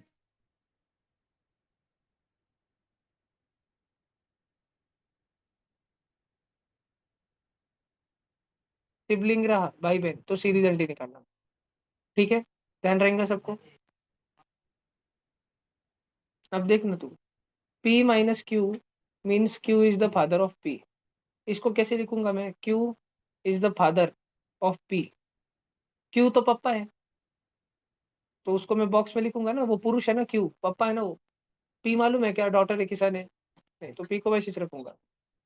ये इधर मल्टीप्लाई था, P × Q मतलब Q is the brother of P। Q is the brother of P, अगर ये दूसरा वाला वाक्य लिखना रहा मेरे को, पहला वाला वाक्य मैंने ऐसे लिखा, Q is the father of P, father को ऊपर रखूंगा, ग्रैंड फादर आए तो उनके ऊपर रखूंगा, ग्रेट ग्रैंड फादर आए तो उनके ऊपर रखूंगा, समझ रहा? जनरेशन आफ्टर जनरेशनल लेवल पर रखना सब कुछ। उसके बाद में Q is the brother of P, Q भाई है, भाई किसका, पी का। अब पी मालूम क्या, पी भाई भी हो सकता है, पी बहन भी हो सकती है, मालूम नहीं ना, तो कुछ करने का नहीं। पुरुष रहा तो बॉक्स करना, महिला रही तो सर्कल करना, दिख इसने निकश क्या। नहीं नहीं, अभी तो क्वेश्चन चालू नहीं हुआ, अभी क्वेश्चन में वो बता रहा हूँ, उसका प्लस माइनस का मतलब बता रहा है, फिर क्वेश्चन आने वाला है, ठीक है। हाँ, इधर देखो सब जन, फिर P + Q मतलब Q is the wife of P, Q is the wife of P। और इसमें अब जैसे ही वाइफ का वर्णन दिया, Q वाइफ हो गई तो P को हस्बैंड होना पड़ेगा, क्योंकि इसमें इधर LGBTQ आने ऐसे छेड़ छाड़ने देखेगा। ब्लड रिलेशन में इंडियन सिस्टम चलता पूरा। P/Q means Q is the sister of P, Q is the sister of P। P मालूम नहीं, P/Q। अभी ये वाले, सिर्फ ये वाले वाक्य पे ध्यान दो, सिर्फ इस पर। तो P भाई है कि बहन नहीं मालूम ना। और इसके पहले वाले वाक्य मैंने एक गड़बड़ करी, वो ऐसे लिखना पड़ता है, Q is the wife of P है ना, Q is the wife of P, वो ये वाली स्ट्रिंग डालने की उसमें तो ध्यान रहता है, तो ठीक है। क्योंकि फिर फैमिली ट्री बहुत बड़ा होता है, चाचा भतीजा सब आना चालू होता है। अब देखो, अब नीचे दिए वाक्यों में से कौन सा वाक्य का मतलब है M is the grand father of T। M दादा है, दादा T का, ठीक है। T के पापा का पापा है M, या T के मम्मी का पापा है M, ये अपने को देखना है। पहला वाक्य समझना चालू करते हैं, सब बच्चे ध्यान देंगे। T - C दिया है, माइनस का मतलब क्या है, Q is father of P। जो माइनस, नहीं नहीं नहीं नहीं भाई, ये इधर गणित नहीं चलता गाँव, इधर बोर्ड मस्त नहीं लगता, ठीक है। बुआ माइनस भतीजी जो बोल तो आज का ऐसे कुछ नहीं है। देखो देखो, माइनस के साइन के बाद जो लिखा है वो पप्पा है, क्यू फादर है ना, Q is the father, Rocky भाई है ना। तो सी कौन है? सी बाप है, बाप किसका? टी का। टी को नीचे के लेवल पे दिखाओ। सी अभी डिवीजन किस में चल रहा है? C divide by L. जो दोनों में डिवीजन चल रहा है उसका मतलब क्या है? C divide by L. Q is sister of P. Division के बाद जो है वो सिस्टर है, तो एल कौन हो गई? सिस्टर। सिबलिंग्स के लिए अपन क्या दिखाते हैं? सीधी दंडी। बरोबर ना? बरोबर। अभी प्लस किस में चल रहा है अगला? L plus N. प्लस का मतलब है P plus Q. Q is wife, म्हणजे एल और एन में एन क्या है? एन वाइफ हो गई एल की। और हाँ ना, एलजीबीटी क्यों हो गए? क्या कर सकते हैं? क्या कर, सुप्रीम कोर्ट ने अलाउ करे वाले। N star M, N star M. Star, ये स्टार इधर है। Q is the brother of P. Q is the brother of P. M is the brother of N. तो एम दादा हो रहा क्या? नहीं। टी का जो पप्पा है उसकी जो बहन है, उसने दूसरी बाइको से शादी कर ली जिसका ये भाई है। समझ रहा? ये एक परिवार था, ये एक परिवार था।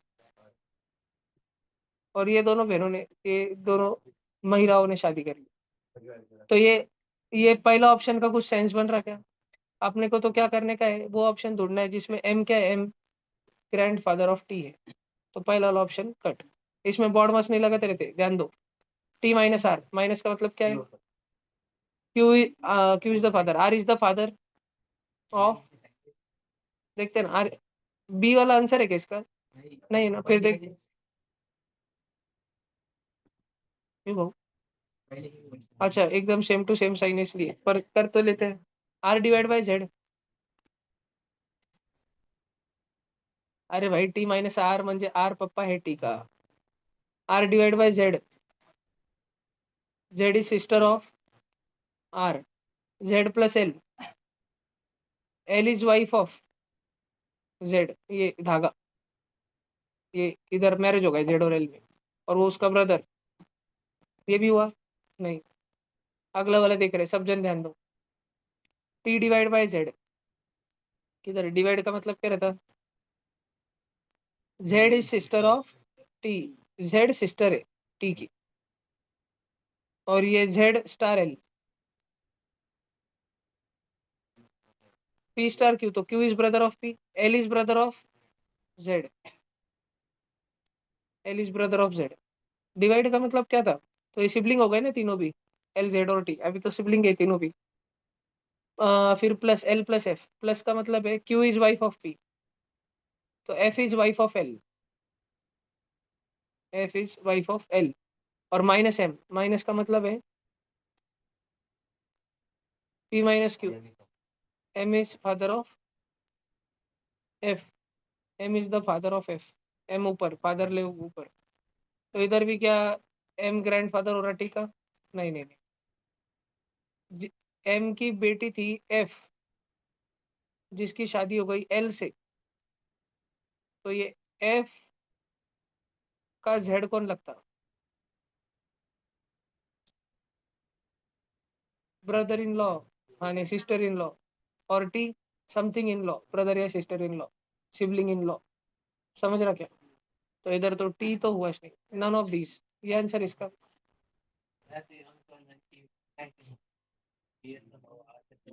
अंकल, अंकल म्हणजे पप्पाचे भाऊ। आंटी म्हणजे पप्पाच्या भाऊची बायको.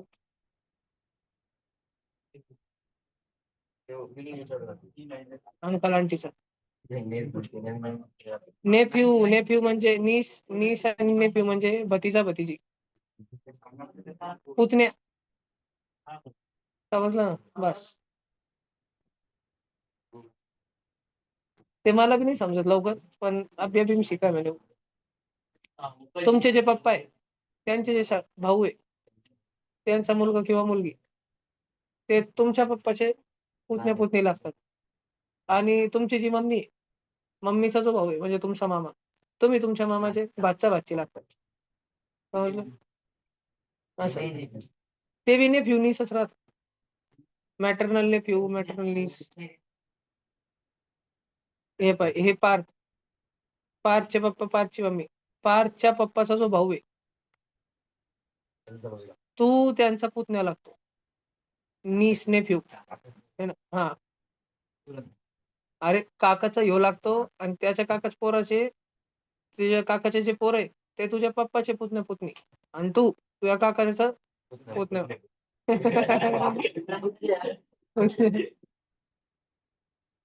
चला हे घ्या नंबर ऑफ ट्रायंगल. 1 2 3 4 5 6 7, मग येऊ 8, आणि मग येऊ 9, आणि आता अजून येणार आहे, छोटे मोठेच झाले.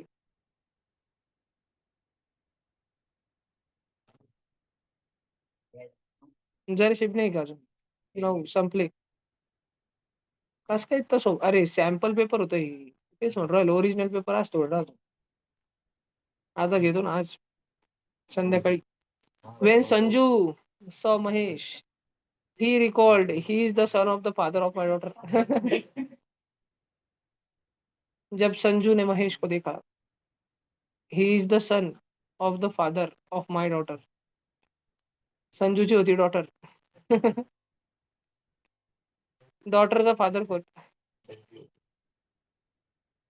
He is the son of the father, आणि फादरचा सन म्हणजे Mahesh. Mahesh is the son of the father of my daughter. माझ्या मुलीचा जो पप्पा आहे त्याचा मुलगा महेश आहे. म्हणजे संजूचा मुलगा महेश आहे. संजू क्या बातें कर रहा तू? How is Mahesh related to Sanju son? Mahesh Sanju का क्या लगता है? सन. एक तेरे को नाम मालूम पड़ गई, आगे के लिए. लड़का हो तो महेश, लड़की हो तो डॉटर.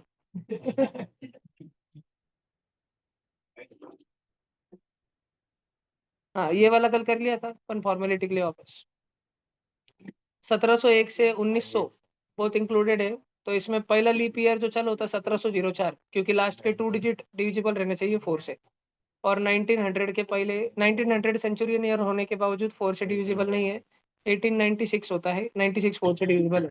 एक एपी चलाओ जिसमें फर्स्ट टर्म ये है, लास्ट टर्म टी एन ये है. अपने को एन ढूंढना है कितना है, और अपने पास डिफरेंस जो है 4 है. तो T N is equal to A plus N minus 1 into D. 1896 is equal to 17 से 4 प्लस एन माइनस 1 इंटू 4. 17 से 4 उधर गया, 1896 माइनस 17 से 4 वो हुआ 192 divide by 4 is equal to N minus 1. ये कटकुट हो गए. 48 is equal to N minus 1. एन की वैल्यू आ गई 49. तो लगने वाले को लगेगा 49 लीप ईयर, लेकिन 1800 वाला जो सेंचुरियन ईयर है वो भी इसमें काउंट हो चुका है, क्योंकि 00 भी 4 के टेबल में आता, 4 0 0 0. लेकिन उसको लेने का नहीं रहता, क्योंकि सेंचुरियन ईयर लीप ईयर तभी रहता है जब वो 4 नहीं 400 के टेबल में आए. हो रहा है डिवीजन अभी 18/4 का नहीं, तो वो वाला एक ईयर कट कर देना. तो तुम्हारे पास कितने लीप ईयर है? 48 लीप ईयर है. ध्यान रहेगा सब बच्चों को. कारण बेटा 1701 आणि 1901 मध्ये येणारच 8 वर्ष. येस.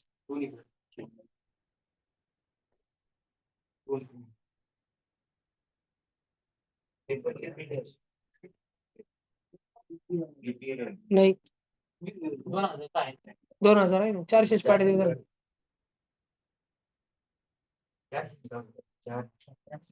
कारण जी आपली अर्थ आहे ती 365 डेज रिव्हॉल्व नाही करत. एक एक रिव्होल्यूशन जेव्हा अर्थ पूर्ण करते तर 365 डे आणि 1/4 डे पूर्ण होतो. ठीक आहे. तर दर 4 वर्षात आपण 1/4 म्हणजे 6 घंटे इग्नोर करत राहतो. अर्थला सूर्याचा एक चक्कर पुरा करायला 365 पूर्ण दिवस आणि 6 घंटे लागते. तर अजून बी थोडंसं लागतं.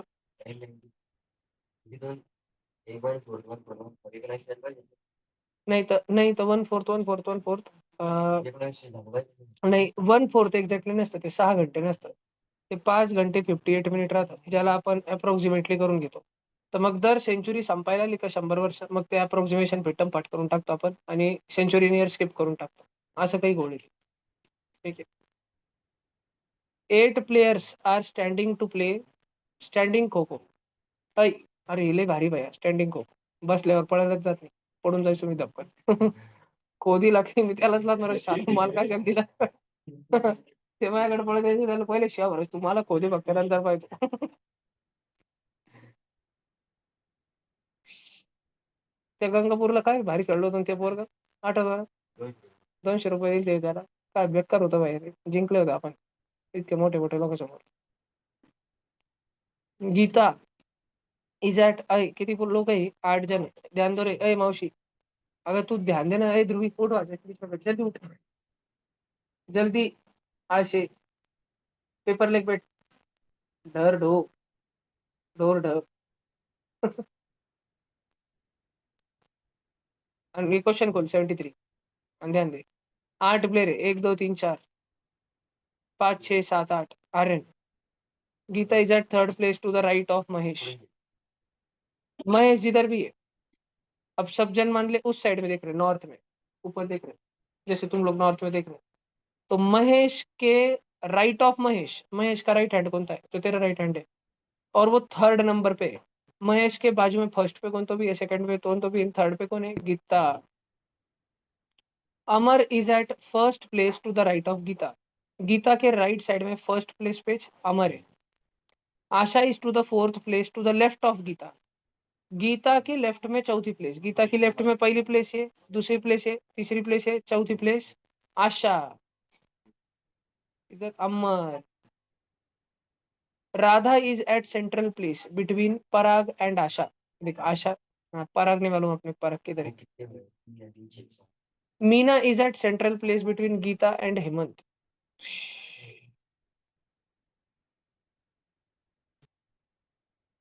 अगर मैंने अगर देखो मैंने अगर यहाँ पे ऐसे मान लो पराग यहाँ पे ले लिया तो पराग यानी आशा के बीच में राधा और मीना सेंटर पे है गीता और हेमंत अगर मैंने हेमंत यहाँ पे डाल दिया तो यहाँ पे मीना आ जाएगी सब बैठ रहा बरोबर who is at fifth place to the left of Geeta Geeta के हाँ ये वाला बैठ रहा है ना एक अगर बैठा तो एक ही कॉम्बिनेशन रहता है ऐसे क्वेश्चन में क्वेश्चन बनाने वाले ने इसी कॉम्बिनेशन से बनाने वाला है ये जो कॉम्बिनेशन अपन ने लिखा इसमें कुछ भी गलत साबित हो रहा क्या नहीं तो ये बरोबर है who is at fifth place to the left of Geeta 1 2 3 4 5 Radha समझा ठीक है ध्यान रहेगा ऑनलाइन समझ रहा है क्या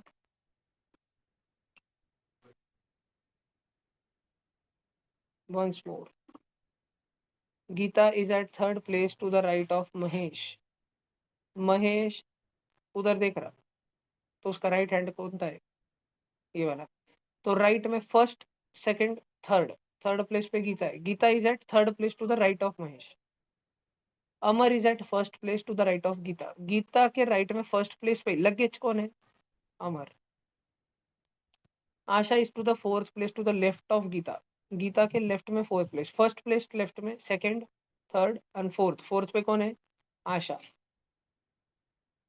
Radha is at central place between Parag and Asha अब आशा है पराग यहाँ पे भी हो सकता था तो आशा और पराग के बीच में बीचों बीच राधा को आना था पर राधा बीच में आ रही क्या अभी नहीं ये हमने गान कर दी ना तो फिर मैंने सोचा और एक वाहियात चीज मैंने मन में सोची पराग को डायरेक्ट इधर ही फेंक देता अब पराग और आशा के बीचों बीचों बीच राधा को आना है तो इधर से 2 को छोड़ दो और ये 2 को छोड़ दो तो राधा यहाँ पे आएंगी तो हो रहा है ये तो सेटिस्फाइड लेकिन जैसे ही मैंने अगला पढ़ा कि Meena is at central place between Geeta and Hemant है ना अब हेमंत को अगर मैं इधर भी रखूँ तो मीना मेरे को यहाँ पे रखना पड़ेगा मीना और घोल घोल हो जाएगा समझ रहा है क्या क्योंकि मीना को गीता और हेमंत के बीच में रहना था गीता और मीना में कितने का गैप है एक का ही गैप है और हेमंत और मीना में 2 का गैप है तो नहीं हो पा रहा ना तो ये वाला सारा कॉम्बिनेशन भी कट जहाँ पे पराग इतना दूर जाएगा तो फिर अपन आते हैं वापस से Radha is at central place between Parag and Asha यहाँ पर आशा बैठी ना शांति से एक जगह छोड़ के पराग को बिठाओ और बीच में राधा को डाल दो समझा Meena is at central place between Geeta and Hemant Geeta है हेमंत लिखो यहाँ पे और यहाँ पे बीच में क्या लिख दो मीना हो रहा है सब सेटिस्फाइड और एक ही कॉम्बिनेशन रहता है जिसमें सेटिस्फाइड होती है और अगर तुमने एग्जाम में ऐसा कोई कॉम्बिनेशन ढूंढ के रखा जिसमें सब सेटिस्फाई हो रहा है तुमने आंसर टिक करा, लेकिन आंसर की मैं अलग आंसर दिया वाला, क्योंकि उन्होंने अलग पोजीशन सोची थी, लेकिन तुम्हारी पोजीशन सब सेटिस्फाई कर रही, तो तुम चैलेंज कर सकते हो और वो हो जाता फिर करेक्शन, फिर तो आंसर डिक्लेयर कर देते उसके। समझ रहा? तो इसमें सब सेटिस्फाई हो रहा, तो खत्म। Who is at fifth place to the left of Geeta? Geeta के लेफ्ट में 1, 2 नंबर पे, 3 नंबर पे, 4 नंबर पे, 5 नंबर पे राधा। समझ रहा? अगला वाला, अभी सब जन देखो वो। हाँ, इधर इधर इधर इधर देखो, थोड़ा इमेजिनेशन पावर चाहिए तुम्हारा। अगर तुम्हारे पास में ऐसा नेट डायग्राम दिया वाला है, ये मान लो एक कुछ तो भी है, ये है। तुमने इसको ये एरो पे से उठाया, ऐसे पकड़ा इस जानवर को, ऐसे उठाया, हाँ। जैसे तुम इसको ऊपर उठाओगे, इसके वो दो हाथ, एक जिस पे स्टार है, एक जिस पे सर्कल है, ये नीचे हो जाएंगे और वो अपोजिट में चले जाएंगे, सर्कल और स्टार, सर्कल और व्हाइट स्टार, बरोबर ना? अब तुम लोग ध्यान से देखो, अपना जो फोटो है, इसमें स्टार, काले सर्कल और काले एरो, ये तीनों एडजेसेंट है, आजू बाजू में, तो अपोजिट नहीं आने चाहिए, अपोजिट नहीं आने चाहिए। लेकिन तुम थर्ड ऑप्शन देखो, जिसमें स्टार और काला एरो अपोजिट आ रहा है, तो अगर फोटो में स्टार दिख रहा है तो कभी काला एरो नहीं दिखेगा। अगर लूडो की डाइस पे ऊपर का ढक्कन दिख रहा है, तो जो फर्शी को चिपके वाला वो नहीं दिखेगा ना। और फर्शी को चिपके वाला अगर देखना है, जैसे ही वो उसको दिखाने जाओगे तो उसके पीछे वाला अपोजिट वाला नहीं दिखता है कभी भी। तो थर्ड वाला ऑप्शन कैंसल। समझ रहा है क्या? फिर पहला वाला ऑप्शन भी, काला डॉट और स्टार, देखो एक गैप छोड़ के कैंसल। समझ रहा है क्या? और फिर स्टार और काला डॉट कैंसल, बी वाला, अपोजिट वाले नहीं दिखने के कारण। समझ रहा है क्या? अगर फिर भी तुमको ऐसा लगे कि ये पढ़ना पड़ेगा, तो यूट्यूब पे जाओ, क्यू एंड डाइसेस एनटीएससी।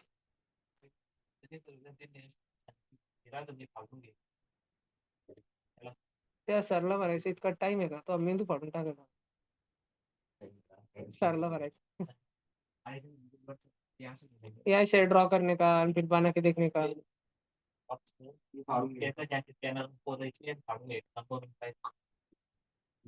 इसका टाइम नहीं राहत भैया, हर इसका टाइम नाही राहत भैया, डोकं लावायचं, इमॅजिनेशन पॉवर नाही का, असं स्पेशल रिजनिंग आहे ना, उचलायचं, याची घडी मारायची, तर क्रॉसच्या अपोजिट हा पांढरा खोका येईल, ये सबसे ऊपर एरो है दोनों, और ये फर्शी के नीचे चले जाएंगे, फर्शी पे चिपकने को कार्ड, बस थोड़ा इमेजिनेशन समझता ना।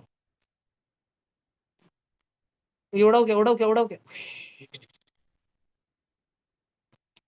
Jet plane PQRS start flight towards east, after flying 125 kilometre, plane P&S flew towards right, while Q and R flew towards left. After 115 kilometer, plane Q and R flew towards their left, while plane P and S also turned toward their left. In which direction are plane PQSR flying respectively now? ऐ शंभुडे इकडे बाहेर, PQS और R east के दिशा में निकल पड़े थे, पता है ना, इधर ईस्ट है, Jagannathpuri. After flying 125 kilometre, okay, P&S flew towards the right. अब देखो P और S का थोबड़ा उधर है, तुम अपना थोबड़ा उधर करो, P और S का राइट क्या होगा? ये P और S इधर चलेगा भैया। समझ रहा क्या? Whereas Q and R went to the left, Q और R इधर चले गए, P और S इधर चले गए, 115 किलोमीटर उड़े, उसके बाद plane Q and R flew towards their left. Q और R का लेफ्ट क्या है? अभी वो ऊपर जा रहे, इधर है, वो इधर मुड़ गए, ठीक है, Q और R। While plane P and S also towards turned towards their left, P और S का उधर है, लेफ्ट। देखो ना, कोई नीचे जा रहा है, अब जैसे मैं लैपटॉप को देख रहा हूँ, तुम लोग नीचे देखो और अपना लेफ्ट इमेजिन करो, लेफ्ट हो रहा है ना, तो P और S नीचे जा रहा, उसका लेफ्ट उधर होगा, उधर। ये मेरा लेफ्ट हैंड है, तुम्हारा राइट होगा, मेरा लेफ्ट है, P और S उधर जा रहा। समझ रहा? Turn toward their left, in which direction are PQS are going? P किधर जा रहा? अभी भी ईस्ट। Q किधर जा रहा? S किधर जा रहा? R किधर जा रहा? East west, east west. समझ रहा? सब बच्चों को समझ आया? पक्का? तुम लोगों को समझ आया अच्छे से? गलत नहीं होने को होना। इस पे तो गिव अप नहीं करना, लास्ट पे ये लगा तो लास्ट मोमेंट के लिए रख। पुट नहीं करने पड़ते। अब जैसे मान लो रॉ एकदम, मैं 4+5+2+3 कर लेता था। 9 और 2 11, 11+3 14, और 14 का डबल -2, मेरे दिमाग में शायद ऐसे आता था। फिर 8 और 9 कर लेता था। 17, 17 और 7, 24 और 6 30, 30 का डबल -2 नहीं हो रहा, फिर उड़ा देता था। फिर मैं मल्टीप्लाई करके देखता था। 4 5 जा 20, और ये नीचे नीचे का 2 3 जा 6 हो रहा। 8 9 जा 72, 6 7 जा 42 हो रहा। मिलियन। 12 13 जा 156, 10 11 जा 110, 266। है ना? गिव अप नहीं करना। फर्स्ट एक दो बारी में आ गया तो 12। हाँ, और फिर 8 7 जा 56, और 6 9 जा 54। हाँ, ये ऐड होके 110 और +4 करना। 12 11 जा 132, 13 10 जा 130, ये हो गया 262। इसमें +4 करना 266, ये भी हो रहा। ठीक है। अगर ये वाला लॉजिक पहले और दूसरे में लगता था, और इससे तीसरे में कुछ अलग आंसर अगर आता था, तो फिर वो भी आंसर दे दिया जाता था। ये उड़ा दूं। ऐसे क्वेश्चन एग्जाम में आने के पहले बहुत अलग अलग टीचर्स को और बच्चों को दिए जाते हैं, और फिर सबके अलग अलग रिस्पॉन्सेज बिना ऑप्शन के चेक करे जाते हैं। अलग अलग लॉजिक, अच्छे अच्छे लॉजिक, तो अच्छे अच्छे लॉजिक में कौन सा ऑप्शन आ रहा है, दो तीन देखते जाते हैं, वेरीफाई किया जाता है, फिर ही डालते हैं पेपर में। वो अच्छा, सबसे पहले तो मालूम है ना थंब रूल की, मेंटल एबिलिटी दिखते ही सबसे पहले ABCD लिखनी पड़ती है ना? पेपर चालू होते ही, टैलेंट टेक्स का पेपर चालू होते ही लास्ट में जरा स्ट्रेट रहता है। कोलगेट पहले ABCD लिख के छोड़ देने का, और बाकी का फिर फिजिक्स मैथ किधर तो चले जाने का भटकने को, पर ABCD लिख डालने की। तो इधर ABC, C की वैल्यू 24 है, क्योंकि शायद C के नीचे XYZ X 24 रहता है ना? C की वैल्यू वो है जो उसके नीचे X ray. Oh my God, क्या crazy. ABCD, EFG, HIJ KL, MNOPQRSTUVWXYZ। ABCD में 26 अल्फाबेट है, तो 13 और 13 M तक लिखना, फिर N से नीचे से लिखना, और नंबर दे के रखना।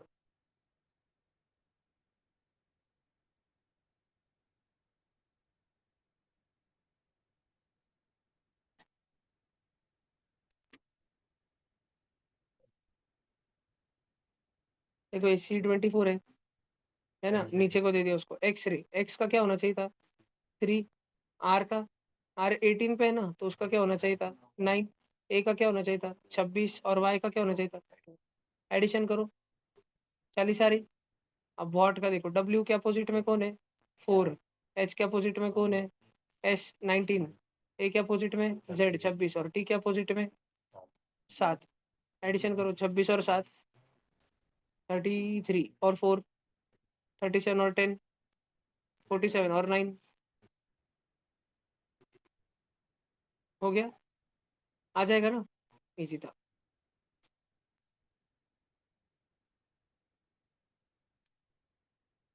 ये वाले में तुमको ना इन्फॉर्मेशन का टेबल टेबुलर फॉर्म में लानी पड़ती सारी इन्फॉर्मेशन।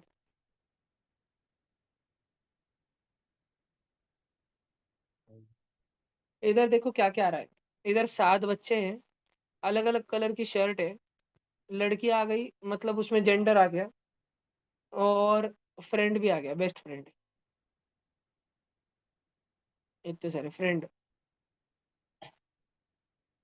नहीं best friend P is a boy, वो छोड़ दो।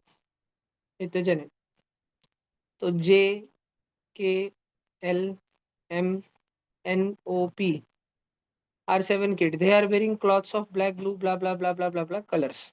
Out of these 7, 3 are girls. Okay, 3 girls, 4 boys. No girl is wearing either black, yellow or brown. So boys are wearing black, yellow or brown. Black, yellow, brown. M's sister L is wearing pink. L एक लड़की है और वो pink पहन रही है। While he is wearing brown. M ने पहन लिया ब्राउन। तो अपने कौन से कलर निपट गए? ब्राउन हो गया और पिंक हो गया, दो निपट गए ना। उनको कट करो ना फिर ऊपर के आदि में से, ये वाला। और ये स्टेटमेंट हमने फुल्ली यूटिलाइज कर लिया है। जो स्टेटमेंट तुमने फुल्ली यूटिलाइज कर लिया रहता एग्जाम में, उसको एक लाइन खींच देना, ताकि बार बार उधर ध्यान ना जाए। ठीक है, फुल्ली यूटिलाइज कर लिया, उसमें जो इन्फॉर्मेशन थी सब उठा लिया और फायदे में डाल दिया। while he is wearing brown, ये भी उठा गया। J is wearing blue, okay, पर वो गर्ल है कि बॉय वो नहीं मालूम। नहीं, ये गर्ल्स तो black blue black yellow brown नहीं पहन रहे, तो उनके पास तो ब्लैक येलो ब्राउन जो है,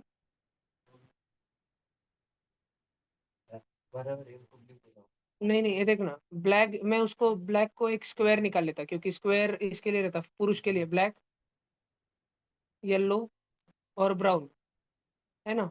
तो गर्ल्स किस में से पहन सकती? ब्लू व्हाइट ग्रीन और पिंक में से। पिंक उन्होंने पहन लिया है, तो अब गर्ल्स के लिए पहनने के लिए बचा क्या? ब्लू व्हाइट या ग्रीन में से कोई दो कलर उठाने वाले हैं वो, क्योंकि तीन लड़कियां है, एल एक लड़की है, तो अब दो लड़कियां बची हुई है। जे इज वेयरिंग ब्लू, वो मालूम नहीं हमको कि उसका ये क्या है, लेकिन बस मैं जे के वहां पे लिख के रख देता हूँ ब्लू। वाइल हिज सिस्टर के इज नॉट वेयरिंग ग्रीन, के लड़की है इतना तो मालूम हो गया। हाँ, हिज म्हणजे ये लड़का है, तो इसको अपन ब्लू बॉक्स निकाल देंगे। हिज सिस्टर के ग्रीन तो नहीं पहन रही, तो व्हाइट या और ब्लू इसने पहन लिया, ब्लू भी चले गया। ब्लू लड़के ने पहन लिया, ब्लू को भी मैं बॉक्स निकाल दूंगा, तो अब बचा क्या? व्हाइट और ग्रीन बचा, तो व्हाइट इज बचा ना अभी के लिए। और वो एक लड़की है, तो उसको व्हाइट सर्कल निकाल दिया, ठीक है। व्हाइट भी खत्म हो गया यादी में से, ऊपर वाले यादी में से व्हाइट को कट कर डाला मैंने। Is not wearing green, N is wearing yellow, और येलो वाला बॉय होना चाहिए, क्योंकि लड़कियां येलो नहीं पहनने वाली, ये इधर बोले वाला है कि वो येलो नहीं पहनेंगी, तो एन लड़का होना चाहिए। While is best friend P is a boy, अब बॉय के लिए बचा क्या फिर कलर? ब्लैक ब्लू येलो और ब्राउन था, तो येलो भी चले गया, ब्लैक चले गया, ब्लू चले गया, नहीं ब्लैक नहीं गया, ब्राउन चले गया, तो पी के लिए क्या बचा? ब्लैक, ब्लैक बचा था ब्लैक, ये हो गया येलो। और ओ ने क्या पहना होगा? ओ लड़की जिसने ग्रीन पहना होगा। What colour are sister of J and M wearing, sister कौन है किसकी? जे की सिस्टर कौन है? के ने क्या पहना है? वाइट। और एम की सिस्टर कौन है? एल, उसने क्या पहना है? पिंक, वाइट एंड पिंक, ठीक। साला पहले लास्ट में पढ़ लेना चाहिए, पूछा क्या? अगर पैराग्राफ में आए ऐसे देख लेने नीचे दो तीन और क्वेश्चन होंगे, तो पूरी इन्फॉर्मेशन ट्रेस कर डालना, क्वेश्चन में घुसते नहीं रहने मेरे जैसे एड़े चढ़े हो गए तो। एक मिनट होगा पाएगा ना, इधर दो, ध्यान दो, क्या ये किधर हिडन है?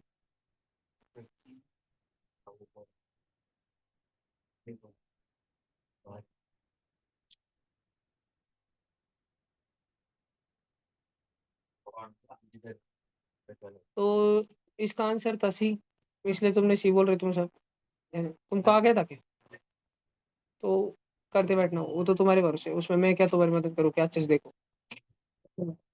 ये देखो, statement on conclusion, some cars are trains, ये कार है, कुछ कुछ कार ट्रेन होती है, कुछ कुछ, ये शेडिंग दिख रहा है ना।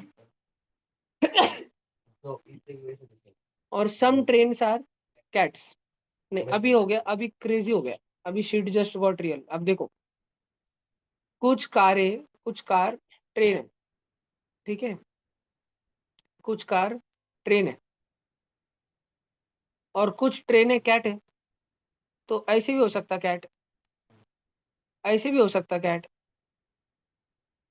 ऐसे भी हो सकता कैट, सारी कारें कैट है, कैट कैसी भी रह सकती।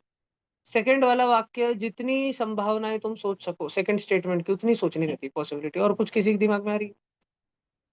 देखो, मैंने क्या पहला वाला मैंने कैसे बनाया, एक डॉट, कि कुछ ट्रेनें कैट है, लेकिन कोई भी कार कैट नहीं है, no car is a cat, ये मैंने बनाया। Car not is equal to cat, ये स्पष्ट दिख रहा है पहले इसमें। दूसरे वाले में क्या दिख रहा है? सम कार आर कैट, ये तो है ही कि सम ट्रेन आर कैट, मैंने सेकंड वाले में बताया कार और कैट में क्या बताया मैंने? सम कार आर कैट। और तीसरे वाले में मैंने बताया ऑल कार आर कैट। अब ऐसा जो इन तीनों को सत्य, और ऐसा स्टेटमेंट जो इन तीनों को ये करे, सही सही बताए, वही आंसर है। अब अपन ग्रीन कलर में देखते हैं, पहला, नो कार इज कैट, कोई भी कार कैट नहीं है, हो सकता है, अगर पहला वाला संभावना रही तो, है ना। Some cat are train, always true है ये तो, ट्रू वाला ऑलवेज ट्रू है, क्योंकि सम ट्रेन आर कैट, तो सम कैट आर ट्रेन, दूसरा वाला तो सही है ना, समझ रहा है? कैसे ऑल कैट है, देखिए हिरवा डॉट देख, क्या ये वाली हिरवी बिल्ली ट्रेन में आ रही क्या? नहीं, it is cat but it is not car और ट्रेन। अरे अरे अरे, तुमको सेकंड स्टेटमेंट समझ रहा क्या, सेकंड वाला है ना, सम कैट आर ट्रेन, देखो ना, सम कैट पहले वाले में भी ट्रेन में थे, दूसरे वाले में ट्रेन में थे, तीसरे वाले में भी ट्रेन में थे, ट्रेन के सर्कल में तो आ ही रहे ना, एक ने एक बिल्ली तो। Some car are cat, some cars are cat, पहले वाले में हो रहा है क्या कार और कैट? नहीं हो रहा, तीनों में होना चाहिए तो सत्य है, तो तीसरा वाला भी वाक्य नहीं मानेंगे अपन। इट इज पॉसिबिलिटी, लेकिन टू होता ही है, टू तो होता ही चाहिए। सी नहीं हो सकता, देखते हैं ना लास्ट में, टू जो ठाम है उस पे देखना, all train are cars. No car is cat है ना, वैसे पॉसिबिलिटी थर्ड का वो लास्ट आपने निकाला ना, सम कार्स आर कैट, आपने निकाला ना पॉसिबिलिटी, थर्ड पॉसिबिलिटी देखो, और थर्ड अरे तो वो सिर्फ थर्ड में छोड़ा ना, हाँ हाँ, एक पॉसिबिलिटी है ऐसे, all train are cars, some cars are train था ना, देखो ये कार है, कार भला क्या, इसमें से कुछ कुछ कारें ट्रेन है, ऐसा भी तो एक पॉसिबिलिटी शुरू में हम बना सकते थे, सारी की सारी ट्रेनें कार है, और कुछ कुछ कारें ट्रेन। ये वाला डॉट देखो, ये कैसी कार है, जो ट्रेन है कि नहीं है, और ये कैसा डॉट है, ये कैसी कार है जो ट्रेन है, और ये पॉसिबिलिटी कोई गलत तो नहीं बोल सकता कि सारी ट्रेनें कार है, इन्होंने बोला सम कार आर ट्रेन, गाड़ियां बहुत है, कुछ गाड़ियां, ये गाड़ियां बहुत है, dot dot dot dot dot dot, गाड़ियां गाड़ियां गाड़ियां गाड़ियां, इनमें से कुछ डॉट डॉट ट्रेन में भी आते हैं, ये भी तो एक पॉसिबिलिटी हो सकती थी ना। और फिर some trains are cats, some trains are cats, cats, ऐसा भी तो एक हो सकता था। अब क्योंकि सम ट्रेन्स आर कैट बोला है, ऑल ट्रेन आर कैट नहीं बोला है, तो कैट का सर्कल पूरे ट्रेन को तो खा नहीं सकता, सम ट्रेन ही बोला है, कुछ ही ट्रेन कैट है, तो कुछ कार भी कैट होनी वाली है ना, सम, नो कार इज कैट, ये गलत है, ये तो गलत है कि नो कार इज कैट, कोई कार कैट होंगी नहीं, ये तो गलत है, नहीं फिर ये वाली संभावना है, हो सकता है ये वाली संभावना है ना, वैसे हुआ तो तीसरा हो, सम कार आर कैट, इसमें सम कार आर कैट, इसमें सम कार आर कैट, इसमें सम कार आर कैट, चार में से तीन पॉसिबिलिटीज में हो रहा है नहीं है, तो इसकी पॉसिबिलिटी काफी ज्यादा है, 3 स्टार की रेटिंग है इसको, इसको तो चारों के चारों जजेस ने फुल वोट दिया है इसको, सेकंड ऑप्शन को।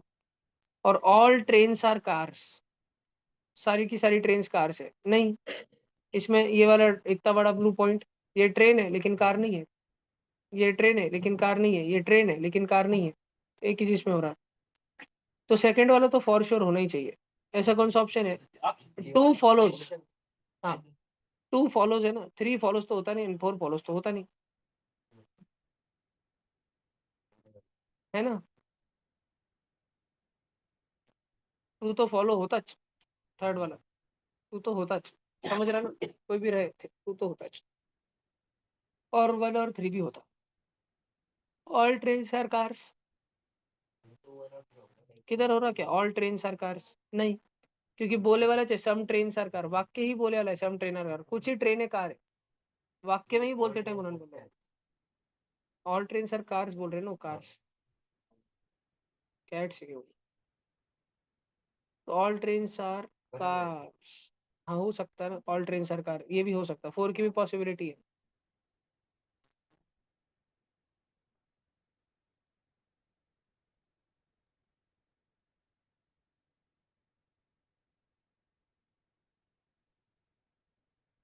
देखो वापस करते हैं, सम कार्स आर ट्रेन्स,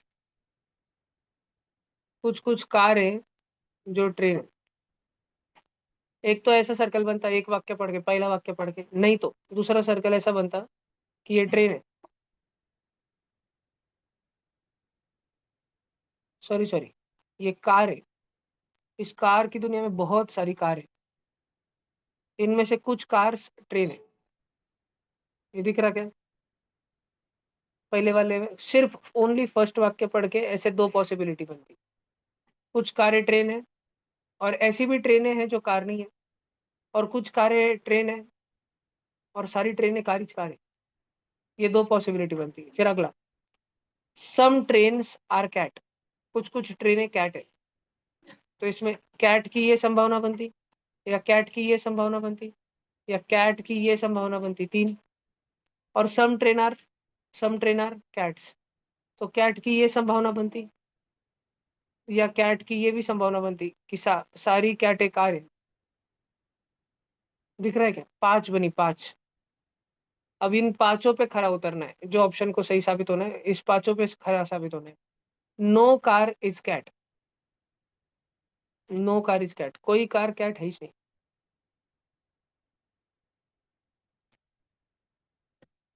ऐसा कितने संभावना में हो रहा?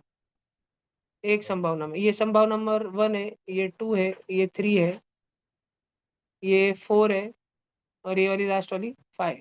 तो नो कार इज कैट, ये किस में हो रहा? फर्स्ट वाले में हो रहा। सम कैट आर ट्रेन, कुछ कैटें ट्रेन है।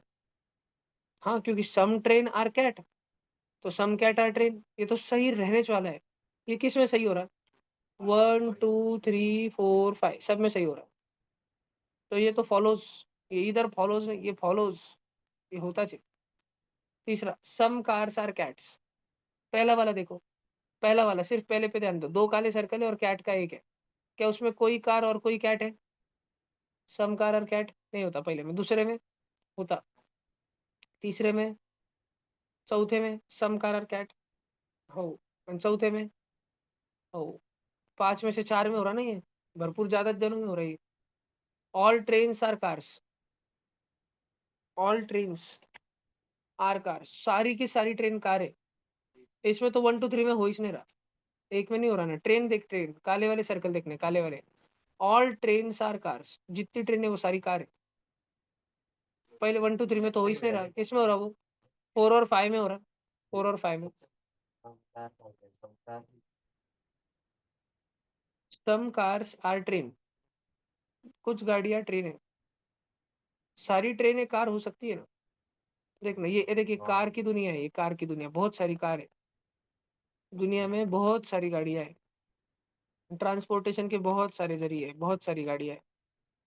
सम कार्स, इनमें से कुछ कार्स, ये ब्लू सर्कल में की कुछ कार्स ट्रेन से, ये इतनी सारी ट्रेन से, ये इसमें जो फंस गई ना अभी, ये सारी ट्रेन है।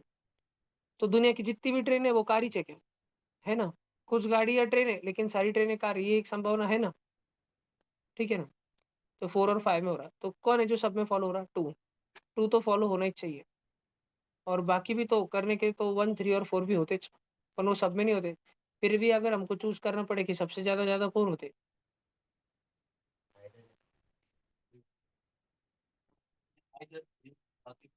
इधर तो सभी फॉलो हो रहा है ना फिर।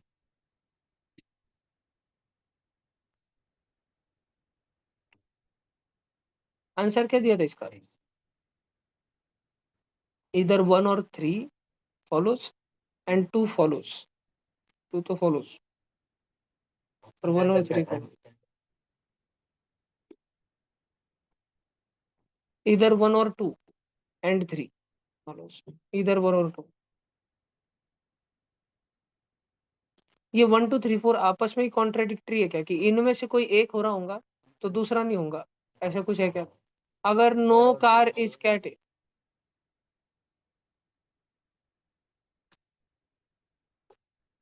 अरे हाँ हाँ, एक मिनट, ये देखो ना, हाँ ये देखो, ये देखो।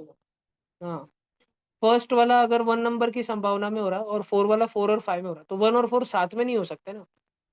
वो डॉक्टर स्ट्रेंज ने थानोस के स्नैप वाले बहुत सारे करोड़ों संभावनाएं देखी थी ना। तो जो 1 नंबर वाली संभावना है वो 1 नंबर के केस में हो रही, जो 4 नंबर की संभावना है वो 4 और 5 में हो रही, तो दोनों एक साथ में तो नहीं हो सकती ना, 1 और 4। समझ रहे हो तुमको? फिर उसके बाद में